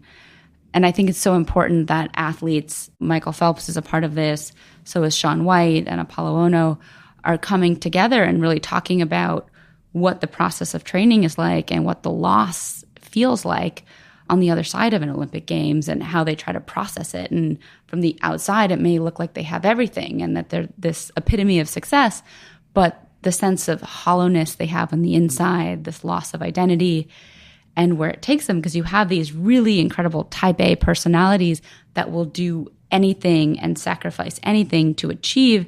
And then all of a sudden their whole platform for achieving it has been erased. And I think it really leaves you like a fish out of water. We want to say, well, all these people that have depressive tendencies or that have committed suicide have mental health issues, but we make it sound like that's a binary distinction or something like that. Like they have cancer or they don't have cancer or something like that. I mean, in the end, I think we're all quite susceptible to quote unquote whatever mental health means. You know, I'm writing a book on longevity, and probably the reason the book is taking so long to be completed is because I just can't finish this chapter on emotional health. It's the final chapter. It's the 17th chapter in a book. But I feel strongly about writing it because through my own sort of journey, I've realized that none of this other stuff, like it doesn't really matter how long you live if you're miserable. Longevity means nothing if it's married to misery. But it's very hard to do. And people keep asking me, oh, how's the chapter on mental health coming? And I keep saying, well, I'm not calling it mental health because it strikes me as just a bit of a loaded term. It's really emotional health. And it doesn't come with a diagnosis, and it doesn't come with an ICD-10 code. And it doesn't have a chapter in the diagnostic and statistical manual, the DSM-5 and all these other things. I don't know if it means that Steve had quote unquote mental illness. I mean, the bottom line is it's just a tragedy in this sense. And it's just an extreme example, but it doesn't in any way, it comes back to this point, which is maybe it's true. 80% of athletes may have this total loss of identity that can be coupled with some form of depression that follows this. And I guess the bigger point, because I imagine there are people listening to this who on some level might be saying, like, I can't even relate to what she's talking about. Like, I'm saying this as the listener, and it's true as myself. Like, I'm not even close to being the best at anything. Like, I'd give my left arm to be the best at something for one day. What would you say to that person? It's fleeting. I think it's an incredible thrill, but I think ultimately it's complicated. We're driven by so many things, but it's the life that you build. It's the relationships. And I think where mental health can be exasperated is when there's a lack of relationships. Stephen was living in a dorm and a training center. Maybe some people love that and have a sense of camaraderie, but maybe some people feel isolated from family and friends. And so I think we don't realize how social we are and how much we need each other, and we need friendships and family in our lives. We become such an individual society that it's all about me and how good am I and what am I doing versus the community. And I think that's why there's been such a spike in rates of depression, is this feeling of disconnection. And I think it's important to realize that the things that we see, people winning an Oscar or winning an Olympic gold medal or achieving some great feat, it's incredible and it's a life's work and it should be applauded. But that shouldn't take away anything from the value of a connected, loving life, doing something that is fulfilling, no matter what that is, because ultimately that's something day in and day out that you have to hold on to, because all these other things are moments. They're moments that pass by where you're quickly replaced by the next person that wins the Oscar, next person that wins the Olympic gold medal. And you're holding on to a memory, but that feeling is, it's something you've done that you'll always have, but you still have to step on to that next chapter and try to build those relationships and find satisfaction and fulfillment and build a life again. So it's like, be careful what you're trading for what. How would you help somebody make that transition? I mean, obviously the first part of it on some level must be accepting what you've said. I mean, I accept it fully because I've seen it as well, right? I've spent time with the people who have been the best in the world, and without exception, everything you say is entirely correct based on that experience. There is no sum of money. There is no number of trophies. There is no number of Oscar statues that can accommodate for or compensate for bad relationships or a bad sense of self. But the how question is hard, right? It's what do you do when you wake up in the morning to begin resetting your identity around these things that are less fleeting? It takes a lot of work, and the work isn't easy because you are letting go of a whole system of values that have defined you to an extreme in your sport and to some extent define society as a whole, what we value, who we think, it's the young, it's the thin, it's the beautiful, who we put on billboards and applaud and read about in magazines. And so you have to be willing to let go of what society is projecting as this, they're selling thin, beautiful, what are we selling as a society? And is that actually making anyone happy? We think, oh, when we lose 10 pounds, we'll be happy. Or like, oh, when I'm in this relationship, I'll be happy. And then you start to realize that these are kind of mirages or false illusions because it's profitable for companies to sell you something. And it's easier than looking inside yourself and beginning to change the way that you relate to yourself and relate to the world. And I think that's just there's many, many books to read, but it's a slow unfolding. It takes time and you have to kind of be curious and want to put in the work, but it's very difficult to let go of the only thing you've ever known, of the way that you're supposed to live and what everyone else applauds. It's much easier to just play the game the way everyone else is playing the game and hold up the trophy and everyone applauds you. But then at the end of it, you go home. It's great for the day and then it just kind of wears off and then it's just like this trophy, but what are you now? It's funny, in some ways athletes have it the worst, and maybe that's why athletes become some of the most powerful examples we have to talk about these things, because I'm sure you've heard David Foster Wallace's This Is Water. So good. Anybody who's listened to this podcast will hear me go on and on about it constantly, and I can't recommend it highly enough. Anyone who's hearing this at this point in time and don't know what I'm talking about, hit pause on your podcast player right now, and then go to YouTube and then put in David Foster Wallace, This Is Water, and about a 24-minute talk is going to come up, and I want you to sit down, close your eyes, and listen to it. And then I want you to do that every day for the next week, and then every week for the next 3 months, and then every month thereafter. That's the doctor's prescription right now. But he talks about, not athletes specifically, but he talks about this idea of worship. We worship things. We worship our intellect, our bodies, our wealth, whatever. And to your point, they're all hollow. I think it's just that athletes figure this out quicker because the window in which you can be great is so much narrower than, say, the window in which you could be rich, or the window in which you can be the smartest, or the window in which you can be the fill in the blank. It's condensed. It's so condensed. It's just a super amplified play on the same theme. In some way, I was actually just in Ireland, and it would rain and then it'd be sunny for a little bit and then it would rain and be sunny for a little bit. And every time it would rain, I would take it so personally.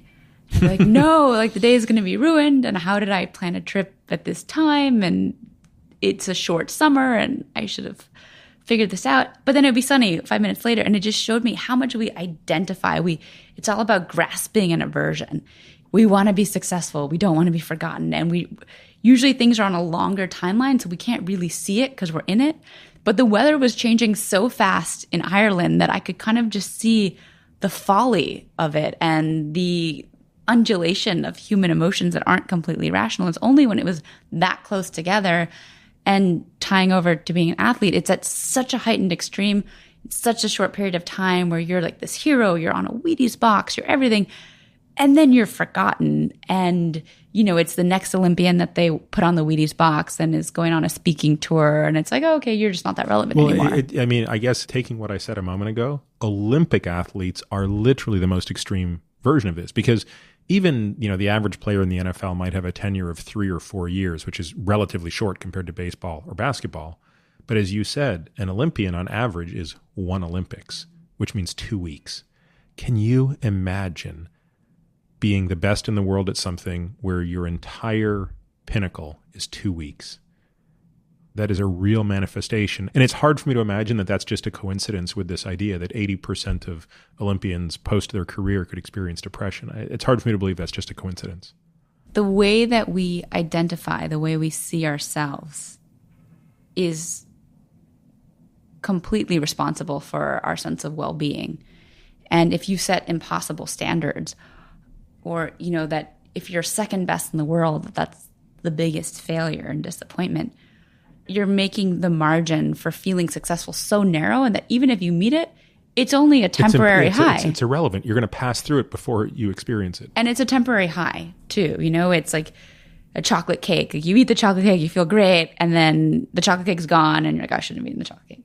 Not exactly like that, but it passes by, and I think that we have to think about the way we set up and define success. And is success the same thing as happiness? Because I think in sports, being successful means perhaps sacrificing and being unhappy and enduring for a very, very long time to be successful and to be gratified for moments or days. But it's not the same thing as cultivating a sense of well-being and being content and loving your relationships and having meaningful work and what you do. That has been very much undervalued in our society. And I think we're seeing a little bit of a lashback in the sense that a lot of people are interested in meditation and in yoga and in the sense of community. And there's a little bit of lashback on this individual achiever as being the kind of wherewithal for success and joy and the answer, because people get there, they're like, hello, this actually isn't it. Like, turn around. Although it doesn't show at all, you're expecting a little guy soon, huh? I am. It's a testament to how tiny you are that even when you're pregnant, you still look super tiny. It's so exciting. And the idea of being a mother and moving into this next chapter of my life is, I guess there's not words. I try to think about what it means. My whole life was so focused on myself and what I did that I think having the chance to live for someone else and to create a life for someone else is just, again, it's part of the arc of being human. And I'm so excited for all that it brings. And it's been a complete diversion from planning to see every country and to so many books that I wanted to read, which have now all been replaced with books on expecting and babies. And I'm just like, this is putting me so behind in my reading. But it's such a joy and reminder that life is so much bigger than just you and the gift and wonder of creating life. All these things that we consciously work so hard to do and create, and yet the magnitude of what our bodies can unconsciously do and create and give life to is just so incredible if you stop to think about it. It's a huge joy. And as I was telling you earlier, I would like my child to not play sports at a very high level, but I want to fulfill, in a healthy way, all the fantasies that I never had in my childhood, and, the debate team and playing guitar and spending time in the, wilderness classes. So, I'm sure that there'll be a lot of detours and opinions of the child's own. Is your Olympic medal somewhere in your apartment? Is it featured? Is it one of those things that sits in a sock drawer, or is it something that sits out there? It's so funny. My mom actually has it, and it's on top of her. It's kind of like mounted on top of her dresser. It's as much hers as yours, isn't it? Yeah, and I think when I moved to New York, I kind of left some of that stuff behind, and it was very important for me to split and create a new identity and not hold on to that. So I really let it go and just focused on, I adopted my legal name, Alexandra, and I was Alex at school, and I just really pushed forward. But when I had 2 Olympic rings, I wanted to take them with me and wear them. My mom said, I should get to keep one of them. She's like, I put in a lot of time and work. And to be fair, I can't even imagine now, as I'm expecting, just the sacrifice and dedication for, over 15 years of her life was about me, with taking me to different ice rinks and physical therapists. And I was like, you know what, I'll leave her both rings. She deserves that. But it's, again, you just realize the medal is a medal. And I'm not, again, it's what it represents and the journey of my life and how figure skating and sport define me is incredible. And I can't imagine who I would be today without that. But again, it's an object. So it's not something I feel compelled to have or put on a wall or have near me, but it is representative of this moment of my life.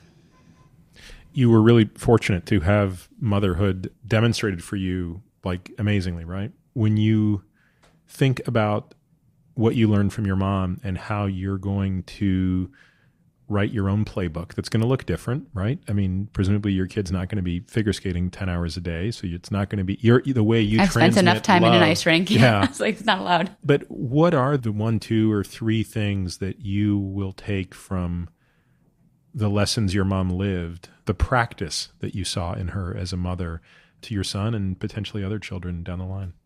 I think a sense of selflessness and commitment to the family and just what it means to be a mother and what a privilege it is. And I think in society, we don't always honor and worship the mother in the way that she should be and that she gives life. And it's, it's kind of in the past has been relegated to kind of like the home, but what we respect is what people do out in the world. It's just part of creating your own set of values and thinking for yourself of like what is actually valuable. And I think at the end of anyone's life, they'll say it's like the time they spent with their kids and their loved ones, even these little small moments.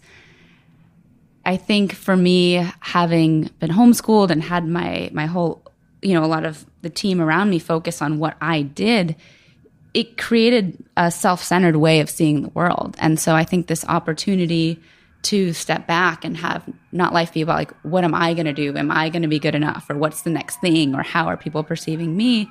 But giving the gift of life and having my son and, show me to kind of reawaken. I think a lot of times when we get to a certain place in life, we're a little bit set in our ways of like what we expect, what disappoints us, how things should be. And I think what I've heard from friends and parents is that your child is your greatest teacher, because when they see something for the first time or they ask you about something, it's the sense of play that you kind of forget about because you're worried about responsibilities or how things should be. I'm very much looking forward to that. And I think, I want to expose my child to the world, to travel, to show him how big the world is and to really just explore it. And, life is this incredible adventure. And so it's not really about becoming anything, like becoming a product or becoming really good at something. It's, I think, just having this huge life full of love and adventure. Well, I can't see into the future, but my intuition tells me you will embrace and succeed. Succeed's maybe the wrong word, but for lack of a better word, you will certainly embrace and succeed in motherhood in a way that you've done in everything else to date. And I suspect it will only enhance this journey that you're on. And I want to thank you so much for taking the time and being vulnerable with us to sort of share a lot of this stuff. I know it's hard sometimes for normal people like me to try to extract insights from the best people in the world at something, but I think you've done a great job of reminding us that whether you're the best at something that seems, like there can only be one best in the world, it is fleeting. There's probably no arena in which that fleeting nature of greatness is more evident than in the Olympic arena. I'm glad you've brought us along this journey. Thank you, Sasha. Thank you for having me on and the opportunity to go back and kind of reminisce. So thank you. I enjoyed it. You can find all of this information and more at peterattiamd.com/podcast. There you'll find the show notes, readings, and links related to this episode. You can also find my blog at peterattiamd.com. Maybe the simplest thing to do is to sign up for my subjectively non-lame once-a-week email where I'll update you on what I've been up to, the most interesting papers I've read, and all things related to longevity, science, performance, sleep, etc. On social, you can find me on Twitter, Instagram, and Facebook, all with the ID peterattiamd, but usually Twitter is the best way to reach me to share your questions and comments. Now for the obligatory disclaimer. This podcast is for general informational purposes only and does not constitute the practice of medicine, nursing, or other professional healthcare services, including the giving of medical advice. And note, no doctor-patient relationship is formed. The use of this information and the materials linked to the podcast is at the user's own risk. The content of this podcast is not intended to be a substitute for professional medical advice, diagnoses, or treatment. Users should not disregard or delay in obtaining medical advice for any medical condition they have and should seek the assistance of their healthcare professionals for any such conditions. Lastly, and perhaps most importantly, I take conflicts of interest very seriously. For all of my disclosures, the companies I invest in and/or advise, please visit peterattiamd.com/about.